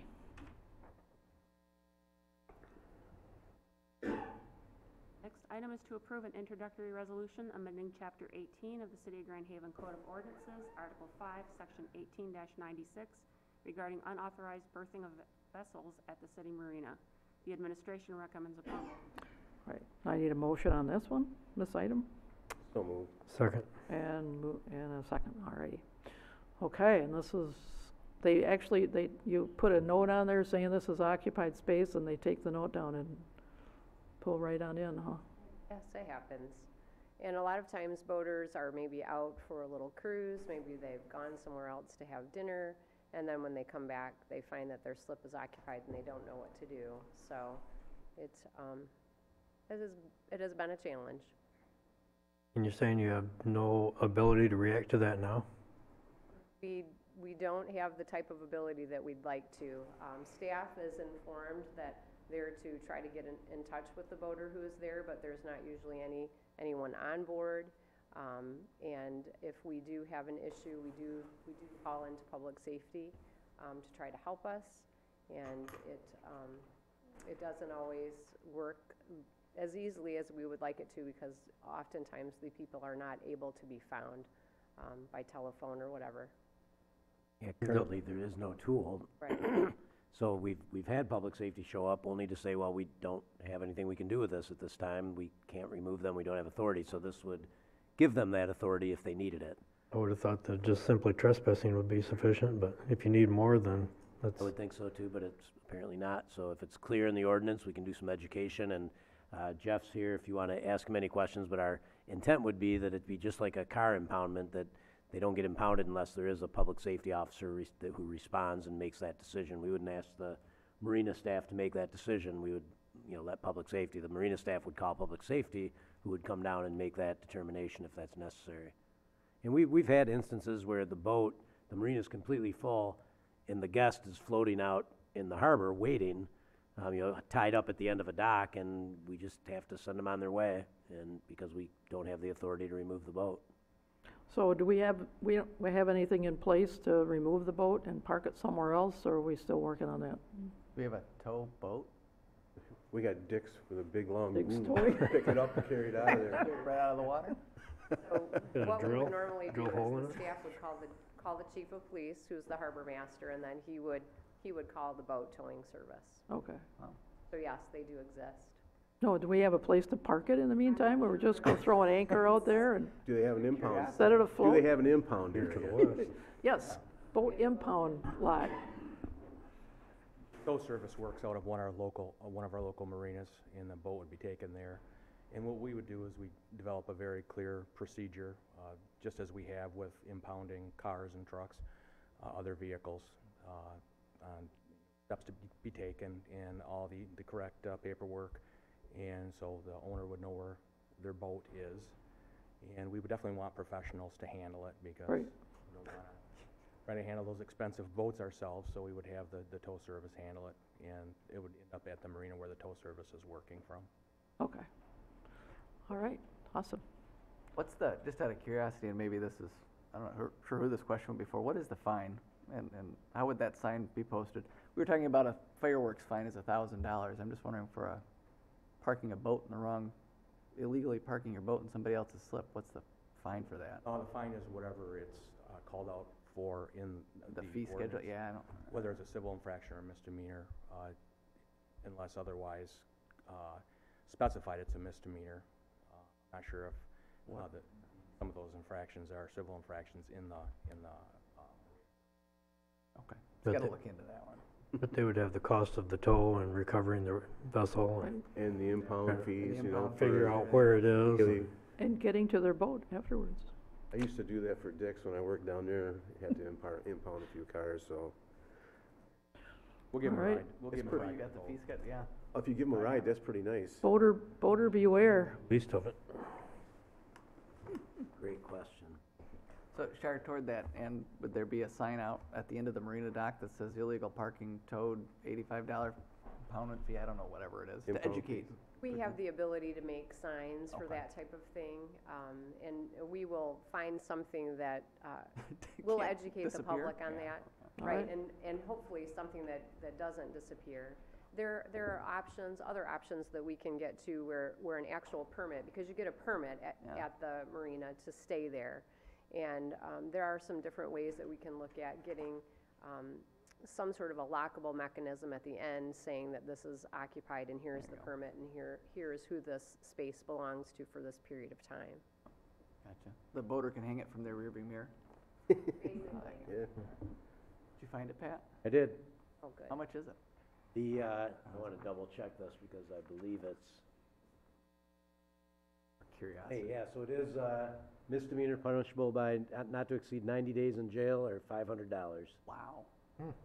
So it would be a misdemeanor to leave your boat there. And No, more than a civil infraction. I might you could take change that simply by changing it from section, your violations of the marine ordinance are misdemeanors. Most of your other ordinances you decriminalized and made Civil infraction. civil infractions, but for some reason in the marina harbor section, you made that misdemeanor because you mean business when it comes to violating on our waterways. It's a big business in Grand Haven, and I think we're very serious about harbor and marina infractions. Or we could change it to a civil infraction. Sheriff Shar would have it no other way. All right. No, I think it would be extremely, rude to have somebody reserve a spot, Pay for it. and when you get there, somebody's, pirated your spot, so it's not so cool. Yes, exactly. No, I'm not making it on. I really do think it's like the ultimate rude thing to do, so there's no place to go. so. I'm ready to vote on it. I am too. Same Or, Past 9 o'clock. all right, Kruger, Yes. Scott, Yes. Fritz, Yes. Manetza. Yes. McCaleb. yes. Next item. Next item is to approve an introductory resolution amending Article 2 definitions and Article 4 zoning districts of the City of Grand Haven zoning ordinance regarding building material standards. The Planning Commission and the administration recommend approval. Is there a motion? So moved. Support. And move support. Well, you guys are so good. You got up there before Linda's done reading the item, so. All right, Jennifer. Good evening, Jennifer Howland, Community Development Manager. So the first text amendment before you tonight is about building materials. We brought together an ad hoc committee of local architects and historic preservationists to review our building material standards in all of our non-residential districts to take a look at what new materials might be appropriate for those different areas. Planning Commission worked on this over several months, and in your packet is the result of that work. We are recommending that we allow certain materials that were not previously contemplated, including EFIS in some areas, fiber cement board siding, which is very popular now, decorative concrete block in more areas, and composite siding, another newer material. We've also changed the way we apply these standards. So before it was any wall that was visible from the street or a public parking lot was required to be most often brick, stone, wood lap siding, those kinds of traditional materials. So it was anything visible. So as you're walking down the sidewalk, if you can see that wall, that required the higher standard of materials. Now we're going to have primary and secondary walls. So primary wall will be those walls facing a public street or public parking lot, and then everything else would be secondary. So you're going to have at least one main facade, and we'll still require that those nicer materials wrap around the sides, so it's not just right on the front and then strangely not compatible sides. So the Planning Commission is really in favor of those, that kind of application. It's much more straightforward for applicants too, rather than somewhat subjective of what you can and cannot see from the street. And all the architects and historic preservationists that were part of this were made aware of the final revision. And if you'd like, I do also have a chart that lays out the differences from what was there before to what we're adding for each district. We can put that on the overhead if you'd like. I noticed that you offered to provide a red line. Yes. Yeah. I do always have Copy. red lines for if you're interested. Some of these get really red lined, so. Comments? Well, I attended a number of the Planning Commission meetings, and early on in this process, I was approached by one of the area architects as well. Like, why do we have such restrictive standards, and why can't we have more? And here we are 12 years into the, almost 12 years into the existence of this ordinance, and it was time to take a look at it. So I think the Planning Commission did a lot of good work, and I think that they've been very meticulous about it. I know they agonized over a lot of definitions, a lot of different materials. And so, I think it's a good job that they did here. I think the reason we have restrictions like this in our ordinance in certain districts is that we're just trying for a high quality presentation in certain districts of our city, and that we can control that to a certain degree with zoning. It's not overly burdensome, and this is certainly less burdensome than what we had. So I think it still is a place for this in our ordinance, and this gives a lot more choices and a lot more variety. So I think this is a good move. We kind of eased into this over the years, but it was time to take a look at it. It was a time to loosen things up, and we still have high quality materials here, and there'll still be good looking districts for new construction. So I'm pretty happy with the way this turned out. All right, any other comments? I want to thank the Planning Commission for spending this much time on this new amendment to the zoning ordinance. I think they did a great job. I know I didn't know a lot of this stuff they're talking about on this thing, when looking at it, but I know Bob probably does because he's on the Planning Commission before. But anyways, and Josh too. But I'm trusting them that they did a good job with this, and I'm sure they took a lot of time doing it. So I think I'm comfortable with this. Thanks. I think we reviewed a case back when, was it Kristen? Your predecessor? Yeah, and cement board wasn't allowed. And we had just, my company had just gotten done doing an historic building with cement board siding, and I was baffled as to why we didn't have that allowed in our ordinance. So that was numerous years ago. So I'm glad to see these changes in place. So good work. Yep, time to move on, time to move it up. A lot of new materials out there and a lot of new things to do. So it's great to always look at it and make sure we update it.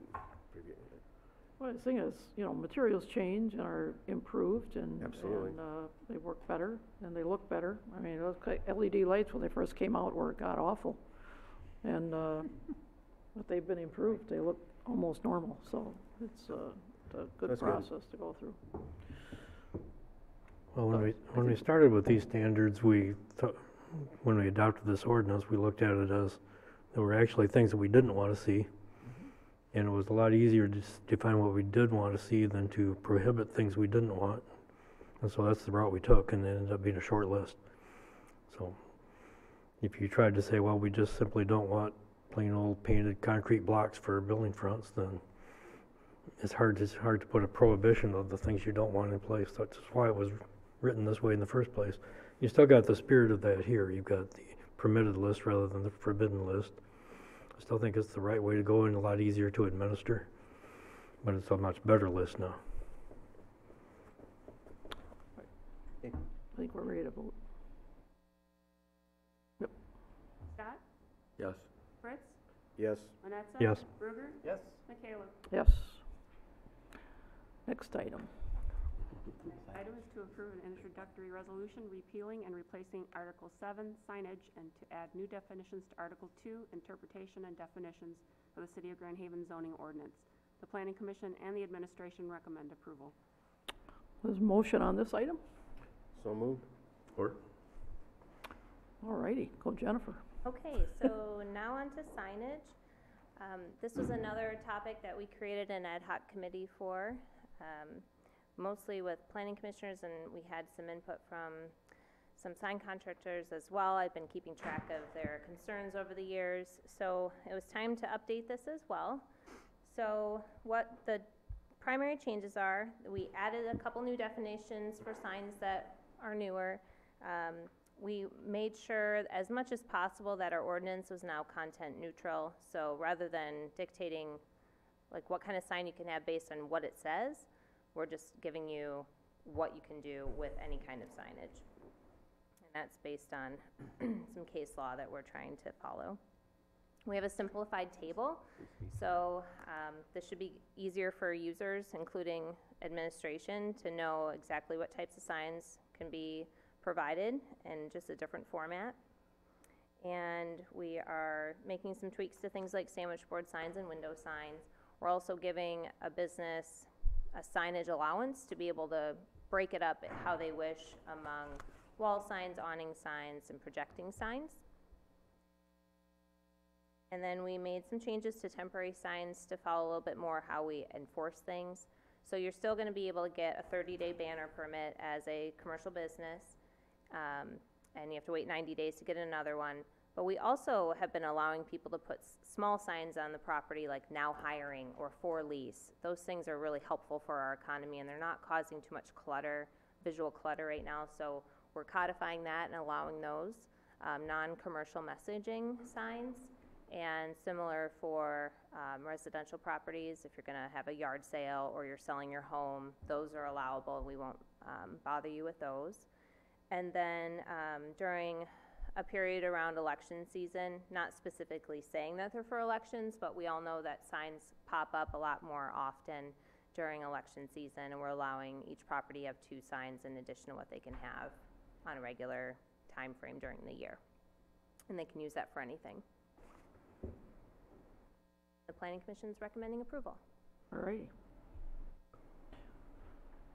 I had 3 or 4 things I wanted to comment on or ask about in the ordinance, and I didn't speak at planning commission meetings because as a member of council, I try not to interfere with the planning commission unless I'm asked to, which doesn't happen often.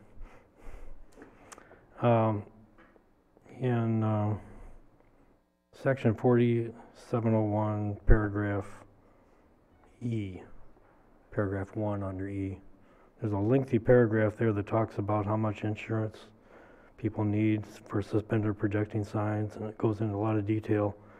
And I'm wondering if that belongs in the zoning ordinance, or if that detail should just be referenced, say, per city requirements, or something like that, so that as our requirements might change for insurance or such, we don't have to go back and amend our zoning ordinance. So I'm wondering if the language of that paragraph ought to be revised and just simply refer to requirements of the city, which could be changeable. I was a little surprised to see that verbiage in the zoning ordinance. Yep, and that was there before. I didn't make any changes to that section, but we Okay. can definitely pull that out and reference it in Well, our. we're essentially replacing this whole paragraph, which I think is good, and it fits the Supreme Court ruling on content neutrality and all that. So as long as we're doing it, I wonder if we want to take a look at that paragraph. Yes, I don't think it's a substantial change, but I think it's a language change that might make sense. I was wondering why under G, electronic message board signs, item 1, paragraph C, messages may not change more than once every 8 seconds. In the current ordinance, it says 3 seconds. Right.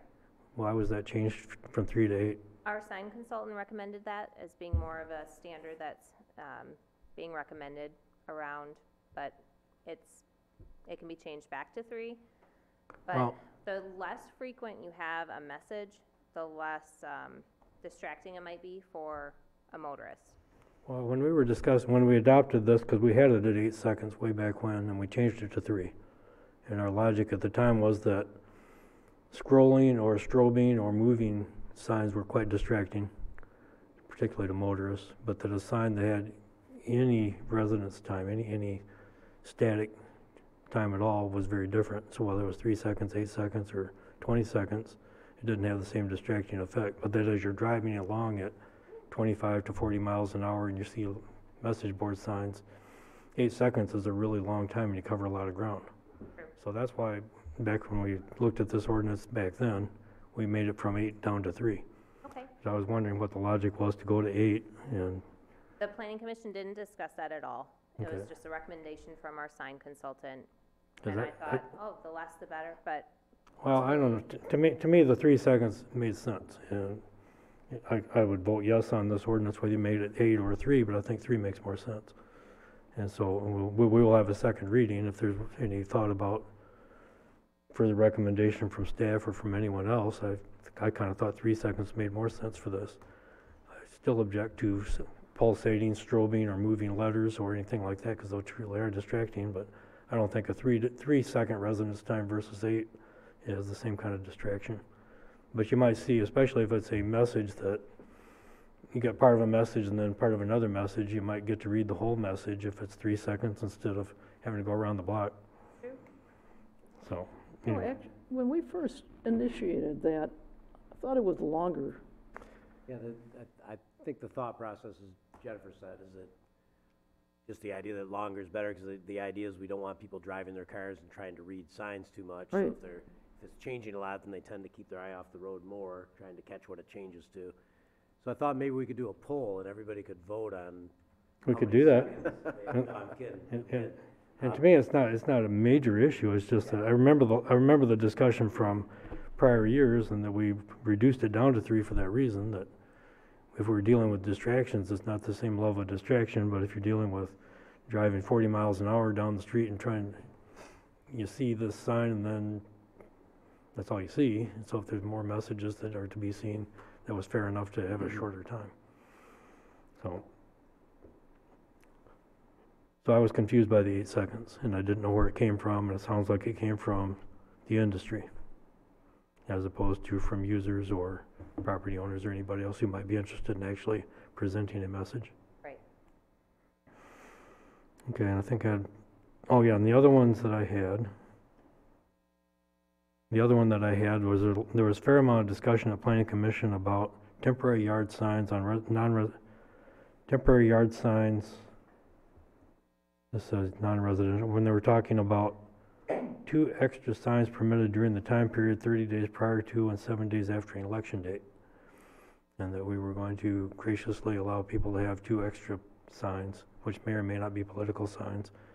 And I wondered if that was actually enforceable, if somebody wanted to put a third political sign, if we were restricting their the political rights by saying you can't have more signs, even though we didn't say they were political signs. Well, they can have 3, because they'll be able to use And their my- 1 non-commercial sign plus 2 additional ones. And where I live, I can have 6, because I live on a corner. Correct. You are lucky. Wow. I can have lots of signs. Wow. But this, to me, was a matter of restricting political speech. And I wondered if this was actually enforceable. And I wondered if that number was important, 2 extra signs, or just the time period, because the time period does make sense to me. But the number of signs does not. There was some discussion about not even having a maximum number during that time period. And that, I think it's just whatever you are comfortable with as a city council, how many signs you want to allow. I think it is enforceable because we're not specifically stating election signs. We're saying, Well, as I recall, the discussion was around, I love my cat signs.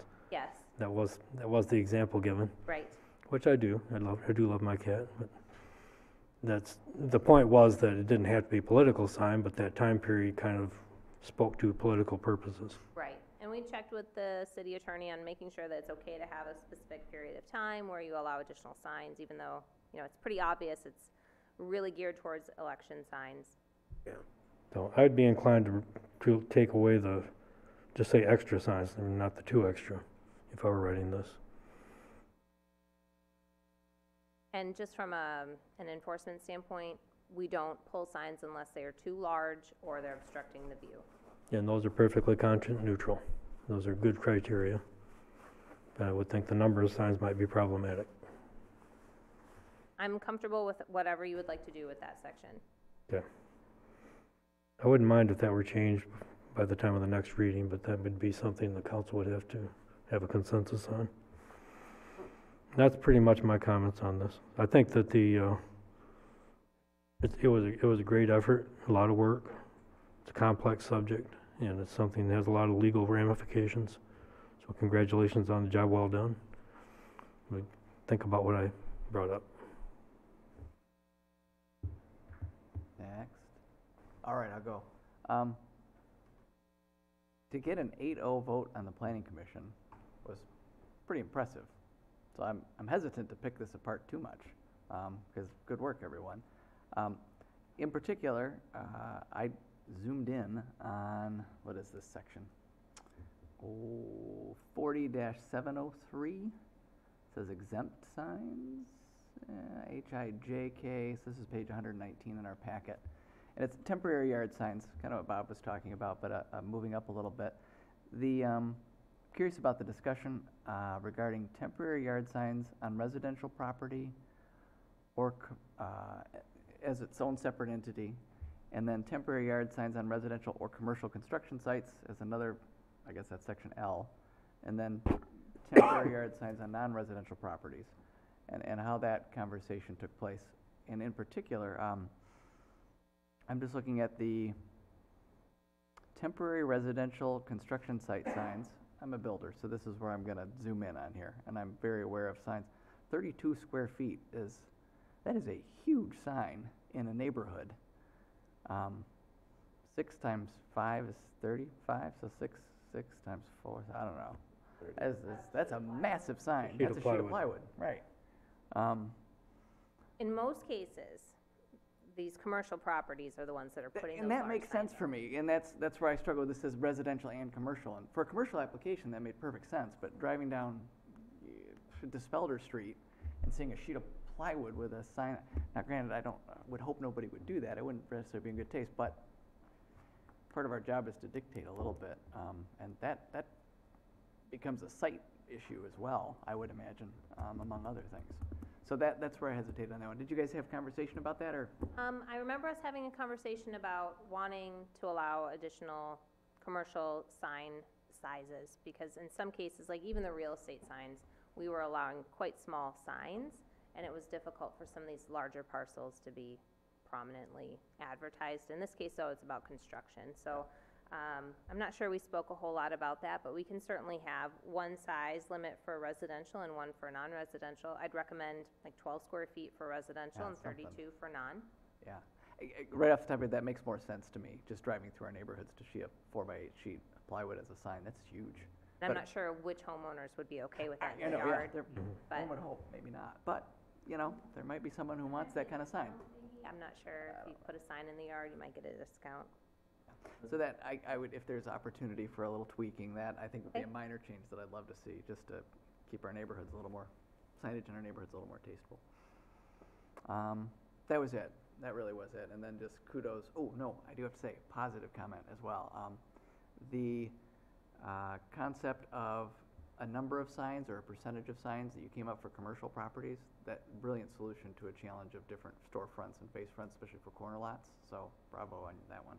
Okay, now I'm done. Had to end with a compliment, it's good.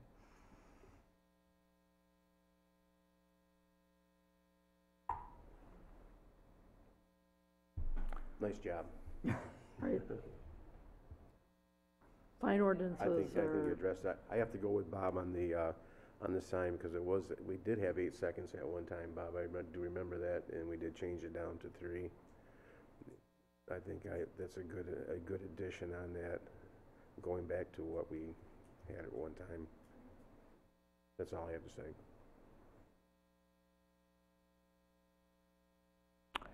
I think we're ready to vote. Fritz? Yes. Manetza? Yes. Berger? Yes. Scott? Yes. McCallum? Yes. Next item. Next item is to approve an introductory resolution amending Article 3, Section 40-304B of the City of Grand Haven zoning ordinance to increase the number of chickens permitted in backyards to 6. The Planning Commission and the administration recommend approval. All right, is there a motion? So moved. Support. Second, all righty. This is funny. Okay, so about 3 years ago, just a little bit over 3 years ago, we adopted the ordinance to allow backyard chickens. And the Planning Commission had recommended 6 chickens, and then when it got to the council, you pulled back a little bit and decided to just start with 4, see how it went. Well, it's been going great. We've issued 9 permits and we've received 0 complaints. So we'd like to go back to requesting 6. And we'd also at that time like to make a small change to the renewal permit to be the same as the beekeeping permit. You get your first 3-year permit, and then your renewal permits are good for 3 years instead of 2. And then we also, based on the size of the chicken enclosure of the 9 permits we've received, there's quite a variety of sizes, and we thought that it would be appropriate to have a minimum run size per chicken. So the run is usually on the ground. It's where the chickens are running freely. It's not the coop where they're nesting. And Mike Dora is here tonight from the Planning Commission. He is an expert in chicken keeping as well, and helped with this ordinance. But we're recommending a minimum run size of 8 square feet per chicken. And they're Okay. usually 2-story coops. You've got the run on the ground and then the coop part above that. Mhm. There was a maximum size though overall, right? Yes, 60 square feet. That's what I was, okay. Yep. Footprint. the enclosure. Right, the whole footprint. Right. So if you had 6 chickens, you would need at least 48 square feet of run, but you could have 60 square feet, and usually the whole footprint that we limit to 60 square feet is the run, and then the coop's above it. We don't do floor area or anything like that. We do have a maximum height of 8 feet. Gotcha. So, and for me, it was the concern was the maximum was roughly a 6 by 10 space footprint of the overall. Gotcha, okay. So our chicken keeping has been successful? All right. So now, is it time to renew? Most of them, if they receive their permit right away, most of them are due for renewal, and we'll send them a reminder letter. Okay, it would be interesting to see if everybody that got into it the first time around renews, and see what our numbers are after this. Because it's been, I don't know, from anybody I've talked to, this has been a fun thing, so. Been very positive feedback. We did 3 years for beekeeping, I noted, also short-term rentals are 3 years. Yes, So I don't know. So very chick- similar. Yeah, very similar. Chickens, bees, and short-term rentals. Chickens, bees, and short-term And rentals. short-term rentals, oh. Sounds like a book. Cluck, cluck. So we talked about how we were at 4, we're going to 6, and sometimes, and this is an example, you kind of ease into a new activity because it's easier to restricted up front and loosen up the restrictions than it is to go overboard and then have to pull back. And that's what we've done here. So I think we were prudent in how we did this, but the evidence and the experience of the chicken people and the neighbors has been positive, and so it's appropriate to loosen this up now. But the 8 square feet, is that large chickens or small chickens, or does it matter how big? Don't discriminate on size. Okay. Seems like you'd need more space for larger chickens. So did the request from going to 4 to 6, was that from one person or several people? It was a suggestion by one person, and the group took it up and talked about it. Okay. Right. I just wondered if more people had come and said We did notify four all of the is not permit enough. holders, though. Okay, And right. let them know that we were proposing a change. Okay. Right. Well, at one time, my great aunt and uncle, where I live over on Clinton Street, were behind me, and they had a chicken coop, and we had chickens right downtown Grand Haven long before they even had an ordinance for them. And they had probably, I think, a dozen of them at one time. And it's that big Victorian house next to the parking lot over on 3rd Street there. So Well, those I'm would have all been grandfathered. I'm all in favor of a few more chickens. It doesn't bother me none. Wonderful. It's kind of like doves. They make that really cool little clucky sound. They're kind of cool. Would they be grandfathered until they die? Because that, or Yes. okay, all right. Short-lived Or grandfather. or the family the family owns it. Yeah. We've had 3 cluck jokes and I think 3 general jokes on chickens. So we're all far. doing good. Keeping track here. I'm ready to vote. All right. Not too much controversy on 6 chickens. Vanessa? Yes. Ruger? Yes. Scott? Yes. Fritz? Yes. Caleb? Absolutely. Where are we at? What, the next item? Next item is to approve the terms of MDOT Aero Sponsor Grant 2019-0232 in the amount of $75,000 for installation of a beacon light and tower, and authorize the mayor and city clerk to execute the necessary documents. The administration recommends approval. All right, I need a motion. So moved. And it's been moved and seconded. And Pat, is Tom here to? Tom's here Talk if you have about any this? questions. It's Tom, you pretty got- straightforward. Well, he's been here all this time. Make him get up. Yeah. Must be getting stiff back there, Tom. Just Well, he's got that corner. He's got both his shoulder He's on got one it side, and his comfortable. back covered, so he's all good back there. Not his first rodeo. Okay. I thought he was sleeping back there. Good evening. Good evening. My name's Tom Anderscheid. I'm not sure what my title is. We haven't figured it out yet either. Well, whenever. Before you is a sponsor grant from MDOT for $75,000 to replace the beacon and the tower at the airport. Back when I was employed by the city, we had a number of issues with that tower. It's old. It's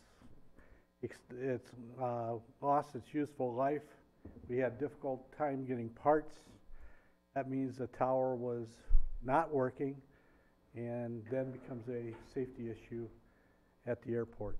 So we put it in our capital improvement plan a couple of years ago, and it's in the 2020 or 2019 plan.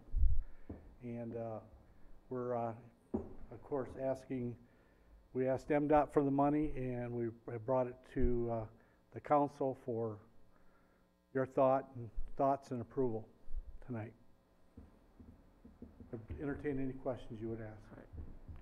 Well, if it's not working well, and we can get a grant to get a new one or get it fixed, I think this is a good thing for safety at the airport. Right. It's funded, of course, 90% federal, 5% state, 5% local. The breakdown of that would be $67,500 from the federal government, $37.50 from the state, $37.50 from the local airport fund. All right. Tom, is this and the next item the same thing? It is, but we're asking you to No, approve the money, and then we're going to ask you We're gonna to go spend after the money, and then we've already got the quote, and then we want to spend it. We're very efficient. I see that. I'm impressed. So the breakdown here would be proportionate for the actual quote. Correct. Okay, so, and whether or not approving the quote in the next item, which you haven't moved yet, would depend on getting this money? Correct. Okay. So we should, I didn't put the expenditure first, I put the funding first. I see that, but they're not much apart. Well, if we're gonna operate an airport, I think we need this. Absolutely. Yeah, absolutely. It's a safety thing we need to do. All right. Well, oh no, Tom, you're good. I think I'm the lone dissenter as usual, but that's not unusual. So no, thanks for your report, Tom. I appreciate it. Yeah. All right, I think we're ready to vote. Bruger, No. Scott, Yes. Fritz, Yes. Manetza. Yes. Michaela. Yes. So next item. Next item is to approve the terms of the County Line Power LLC contract in the amount of $61,518.75 for removal and replacement of the rotating beacon and circuit, and authorize the mayor and city clerk to execute the necessary documents. All right. The airport board and the administration recommend approval. So we need a motion? I'll make that motion. Second. Okay, so this is for the actual work, We get it done. put it in, so, Assuming we get the money from the previous motion. assuming. But Tom assured us It's coming. it's Tom coming. assures us of everything. That's right. Okay. Tom never, There you go. Tom Thanks, never Tom. lies. All right. So, any other comments? Nope. We are ready to vote. Scott, Yes. Fritz, Yes. Manetza. Yes. Bruger, No. Michaela. Yes. All right. Time for report by city council. Who wants to start?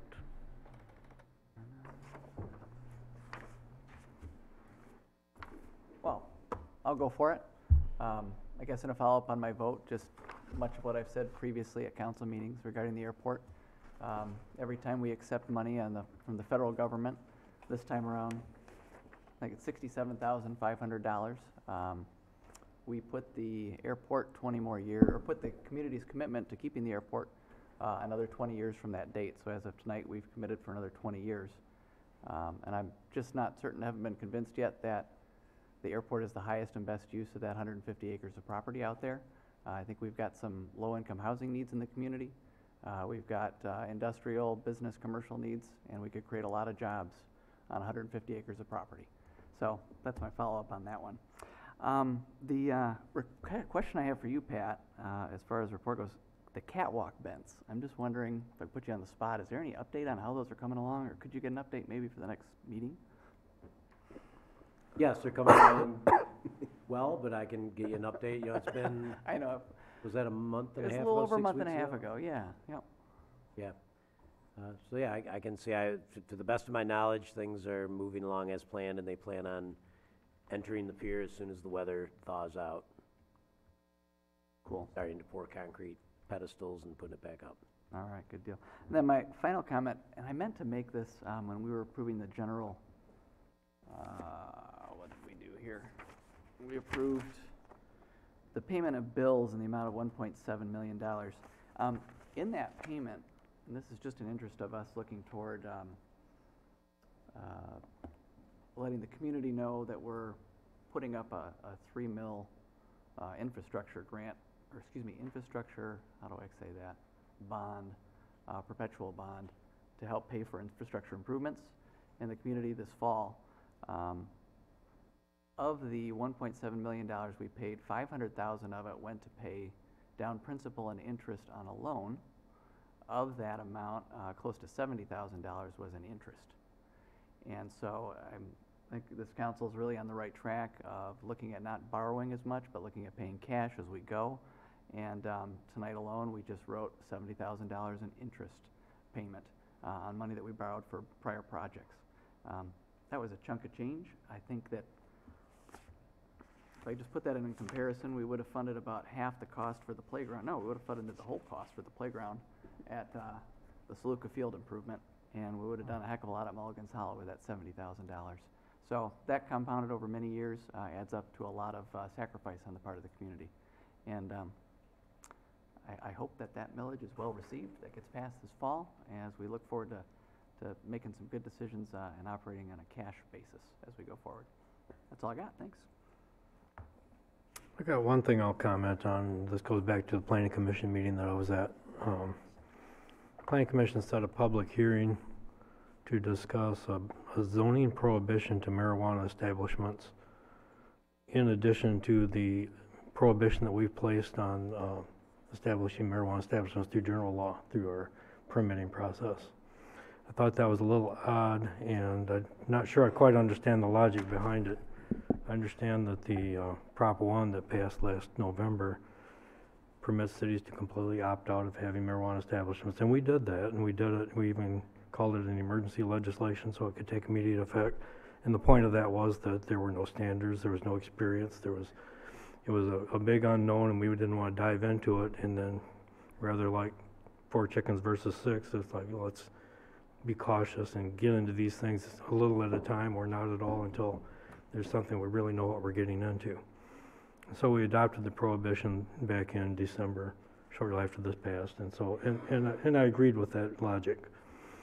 Now the discussion is completely zoning marijuana establishments out of the city. Well, my understanding of zoning in general is that when you have an otherwise legal use, it has to be allowed to exist somewhere in your community. You have to, whether it's mobile home parks or adult businesses or any other things which people may or may not object to, somewhere in your city you make room for them in zoning. It doesn't read exactly that way in the Zoning Enabling Act. I went through and reread the provisions of the Zoning Enabling Act and the Marijuana Act, and so this isn't something that you can't do, but I have to wonder about the propriety of doing it. I think that what we did was prudent and appropriate, but to go back and then codify it in our zoning ordinance, say we will not allow any marijuana establishments anywhere in the city, is probably not the appropriate thing. I think we did it right in saying that we won't permit it under our permitting authority, and that also gives us flexibility to adjust if we choose to, or to never adjust if we choose to not adjust. But I don't think this belongs in our zoning ordinance. Now, the planning commission has not had a real discussion of this. I'll be interested in hearing their thoughts on it and public input at their public hearing. But to me, I go back to the principle of any otherwise legal use is allowed somewhere in your community. And so if we're going to look at it as a land use and prohibiting a land use, we ought to think about it the same way we would many other land uses, whether we like them or not.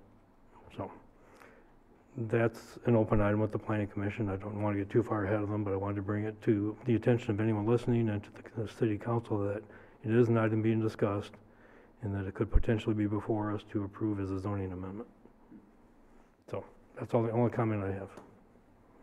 Thanks, Bob. Nothing? Seeing this nice rise and fall of temperatures, Pat, some of our roads, if you notice, the potholes have been quite noticeable. I also noticed that in our stretch on Sheldon there, where they put the seam in for that, when we redid Sheldon, it's starting to let loose a little bit in areas. If there's anything we can do to save that, we just put a lot of money in that, not, what, 10, 12 years ago, or whatever. South Sheldon, down south of Grand, or north of Grand, or? Just past, Waverly and that, down in that area. You'll see it as you head down through there. I think it is. I just noticed, I go that way every day to work, so I seen the holes there. And it's a fairly new road. And it's where the seams are, where the two pieces come together. And if they can get out and get around, and I know when the sun comes out, we can get out there and get at least some of the bigger holes filled. It'd be nice. Especially where the school buses go, if you all know that. Those babies get beat up pretty hard by him. Denny does that. He takes his bus over it all the time.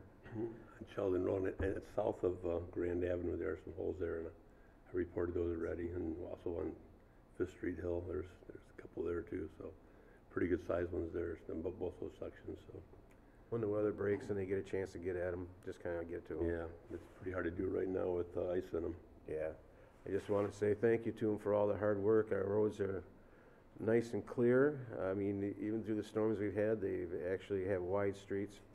I know a commissioner from Grand Rapids. I was up there going down the street up there one time, and they're pretty narrow, and they got some vehicles that park out there, and it's difficult. And I see the same thing on our north end of town where you have some that's been sitting there and they have to plow around them. It would be nice if we can get some of those guys to move adjacently at times, so they don't have the snow plows going like this down the road. And when they do move, we end up having a nice pile sitting there. We don't need it anymore. Trying to see if we can get them rows cleaned out, especially in the north end. I noticed that going down like Elliott and stuff in that order. But I gotta say thank you to the guys for at least trying to keep the roads wide, especially when we had all that snow not too long ago. They work very hard at the job. That's all. All right. Tigers are, pitchers and catchers and full teams there, so They're ahead of me. who knows where they'll be, probably in the same place they were last year. They've got some. Got a picture? Pitchers and catchers? Yeah, picture. Couple catchers. At least I got to read the Grammars Press. They had the #1 draft pick, the pitcher, so makes it any kind of Every course. year is a blank slate. There we go. Time to start them up again. Never know. Play ball. Anyway, this coming weekend, or this coming Saturday, and Frozen in Time is one of our premier events downtown. So the theme is movie titles.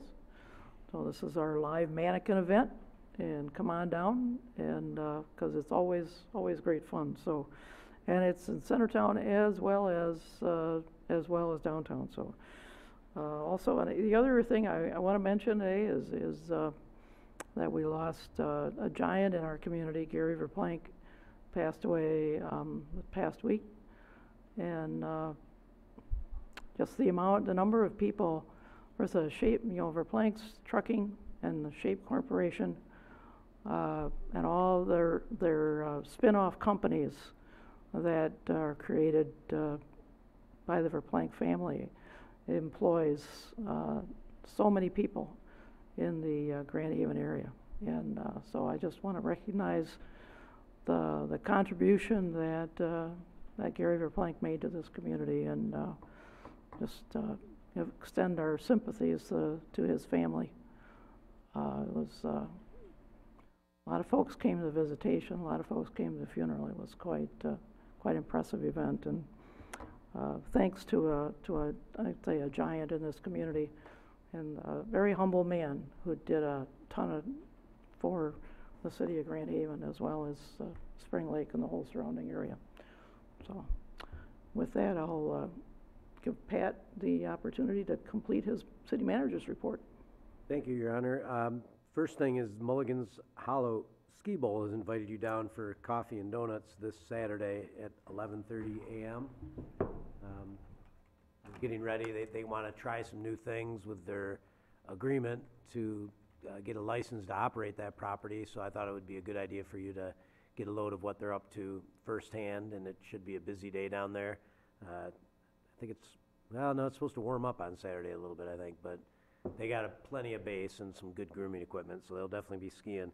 So this Saturday, the 23rd, 11:30 a.m., coffee and donuts for council. They specifically reached out, and I recommended a little while back when we met, and when they were talking about these changes, I said, it'd be a good idea to try to get council down there to see how things are going before we enter into any discussions on that. Next up is the Snow Melt Committee, which will be Mike and Jerry and myself, and a couple representatives from the DDA and a couple representatives from BLP will be hopefully meeting on March 19th to continue discussions. Most people have responded that they're available. We haven't gotten everybody to respond yet, but we're looking forward to that. Linda has asked that anybody that would like to attend the Capitol Conference on March 20th, it's a Wednesday, sign up by this coming Monday to get the early bird special. And Mike and Bob, I believe, have already signed up. So if the other three are planning on going, I'll be going. On the 19th, you're invited to go down for a dinner at the conference where I understand our state rep may be getting honored. So it would be nice if our local council was there to be a part of that. If our municipal league's the one honoring him, he's only got 4 or 5 municipalities in his district that are in the league, so, and I think you're his favorite. Righty. Kind of like doing the same thing we do for the Corps. Yeah, yeah. So let's see, speaking of the Corps, March 27th, Army Corps Open House in Detroit. Yes. I've already gotten a few RSVPs. I think Denny and Mike are planning on going. What's the date again, Pat? The 27th of March. Okay. And it's I think 9 a.m. till noon, so we'd probably leave here just after dawn and get down there and see the folks and just come on back. You know, it's not a formal presentation or anything. It's just a meet and greet in Detroit at their offices. And I've never been to their offices in Detroit. When we go down for the ceremonies, we always go to the Grosse Pointe War Memorial. So it'll be interesting to go to their offices in Detroit. So are they feeding us or what? I don't think they are. I think that's on you. So, yeah, we'll get some Bob was sandwiches in for the and way I was back. not. Yeah, I was pretty excited about this.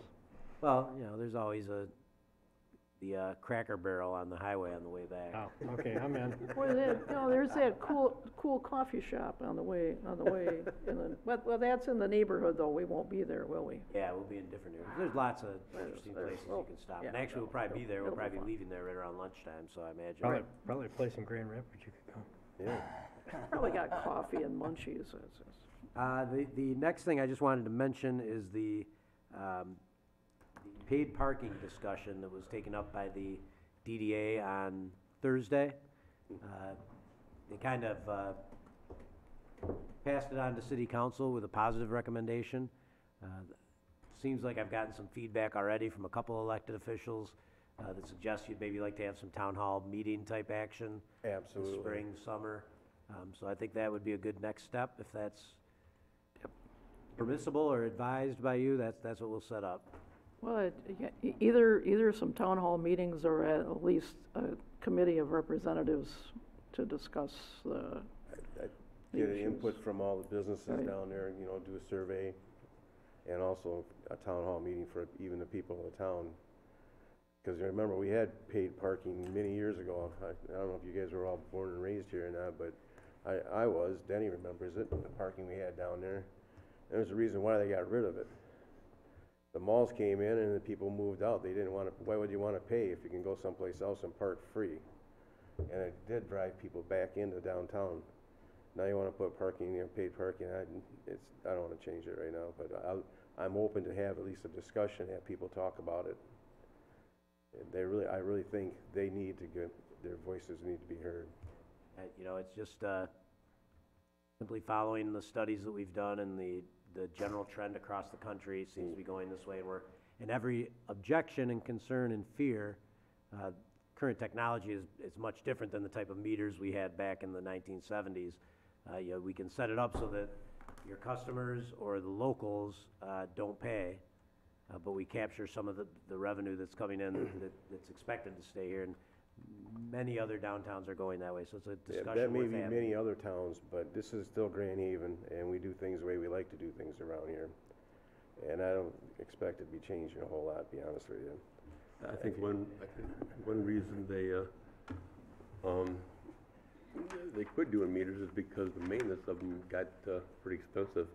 You know, Chuck Baldus was doing them all, and his whole meter room there of changes, you know, meters out and in, and they had repairs, and man, he said it was a full-time job for him to do that, you know, plus checking them. And now like you said, Pat, things have changed now. It's not like that. So, but I think the cost of doing the meters back then was pretty prohibitive. I think they were making a lot. I think they were losing money on it even. So, yeah.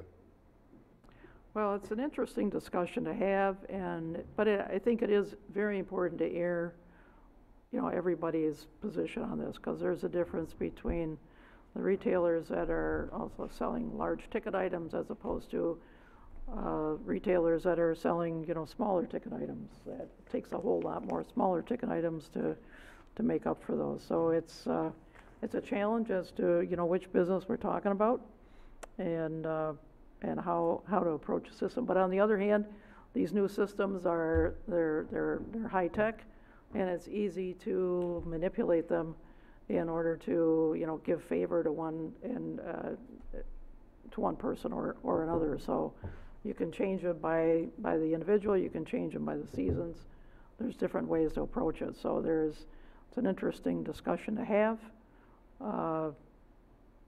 And I just want to be able to explain to people and then let people decide. I mean, it's if you don't have information, it's hard to make a good decision. So I think the information should be out there and say, okay, how do you feel now that you, and it might just be the same, but I don't think it's, people need to make informed decisions. So I'm all about having, some informational meetings where people can understand what's available out there. Just to piggyback on that, seems like we all are, maybe Bob wants to say something too, but for me, a lot of it hinges on, it's the money. We just talked about passing 3 mills to pay down, or to get into a cash situation. In 2006, we borrowed $3.34 million to do all the parking lots. In 2009, we borrowed $5.6 million. On that $5.6 million, we're going to pay $2.5 million in interest by 2034 when it's paid off. And the downtown TIF, which is going toward that $3.3 million, isn't going to pay back the general citizens until 2038, I think, or 2036. So I'm interested in alternatives. So if anybody has alternatives to taking care of these significant debts that we have and getting us in a cash position so that by the time these parking lots need to be redone again, we've got cash to work with and we don't have to continue paying interest, then I'm all ears. But I haven't heard any alternatives yet. So, Mike and the folks who are in favor of not paying for parking, bring some alternatives. I don't know if it's higher taxes. I don't know if it's a millage to the general population. I mean, they're already paying for parking. I just want some alternatives. Give us some options. And Pat, I don't know if you've got some options as well, but it comes down to the dollars and cents of it for me. There you go. Okay, yeah, I believe that most of the discussion is being driven by the potential need to build or replace parking. When the infill development happens, when we need to establish new parking, whether it be a structure, a surface lot, or whatever else, the only reason we're having a discussion about paid parking is to generate the revenue and force people to use parking that we've had to buy and pay for. And so, yes, it's about the money, but it's also about the perceived need to expand parking. So I think that a lot of the discussion that needs to happen is how serious are we about needing to have the additional parking. We have heard, at least anecdotally and probably directly, that we missed out on certain developers who thought there was not enough parking. Okay, well, there's a real cost to the community.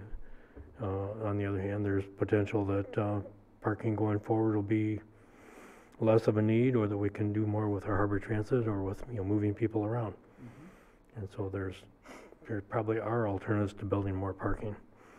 I think that the concept of a large parking structure downtown isn't really going to go anywhere. I'd be surprised.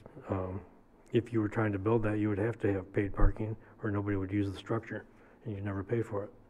And if you're going to say that we're only going to soak the tourists and we're going to let all the locals park for free anyway, you'll never generate the kind of revenue you need for any substantial parking expansion program. So if our intent here is to just get the money from the visitors and have all the local people park free and not have to pay for any of this, it's kind of a waste of time. So if that's where we're going with it, I don't really see any future in it. But I absolutely do think the discussion needs to be had. I think the discussions should start with how much parking do we think we really need and where should it be? And then it's like, okay, here's what it costs. And I think we have a pretty good idea from all the various studies we've done what the cost would be. And then you can say, okay, here's what parking has to cost, and if we're going to go there, we're going to pay for it, and then everybody should be paying for it. And it shouldn't be just soak the visitors and let everybody else just ride. So, yeah, let's have these discussions, let's have these meetings, and I think they'll be a lot like other meetings we've been having. So there's some new information to be discovered and a lot of opinions to be aired. So let's get them out in the open.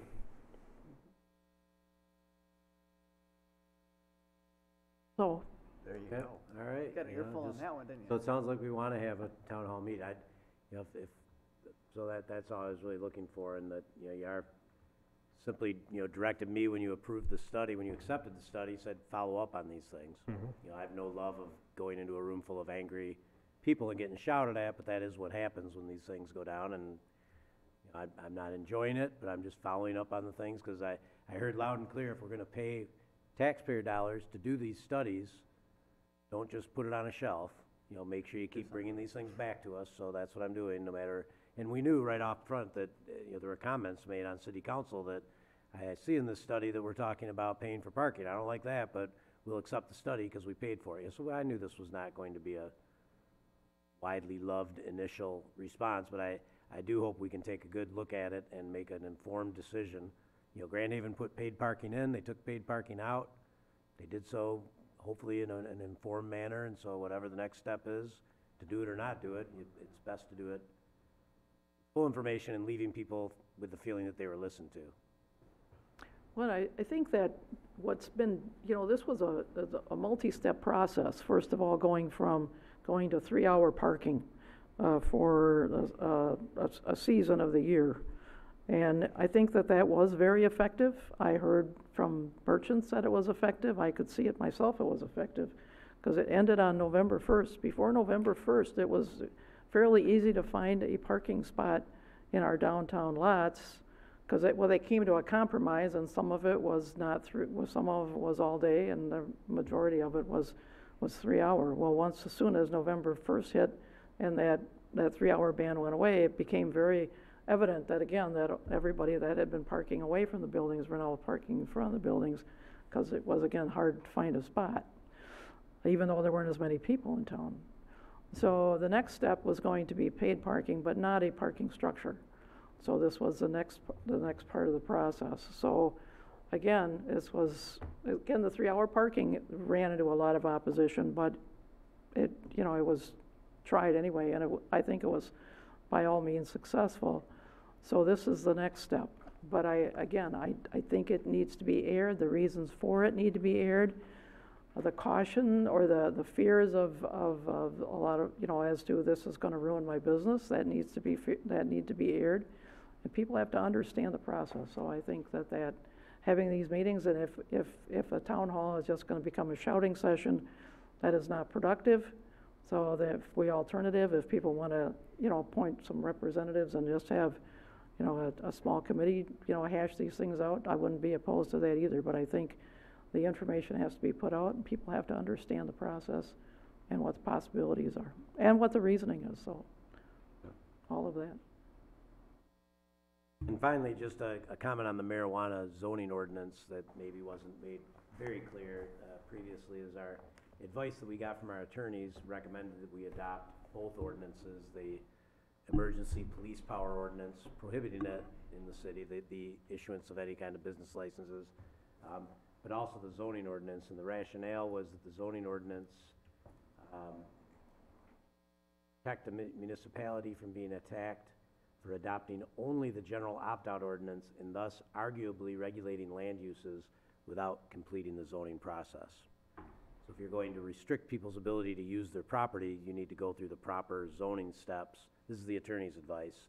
And if you don't, if you just do it with a police power approach without the proper public hearings and whatnot at the planning commission, there could be an argument made that ordinance is not enforceable, and it leaves a hole. So they thought we should probably belt and suspenders, make sure you do the police power ordinance and then also do the zoning ordinance, so you can't be accused of trying to regulate land use without doing the proper due process of the zoning ordinance that has to go through. It's a good question about, can we prohibit something through our land use policy that is otherwise legal? And since you've made it illegal, then I guess it's not legal in Grand Haven, but I think I should ask that question, and I'll let you know what the attorneys have to say about that. Yeah, I heard some of that rationale too at the planning commission. I thought it was the strangest twisted logic I'd ever heard. I guess law for you. Being an engineer and not being a lawyer, maybe I just have the wrong way of looking at it. That's all I have here tonight, Your Honor. Thank you. So back to general business, call the audience. If anybody wants to address council at this time. And if not, we will adjourn and see you next time.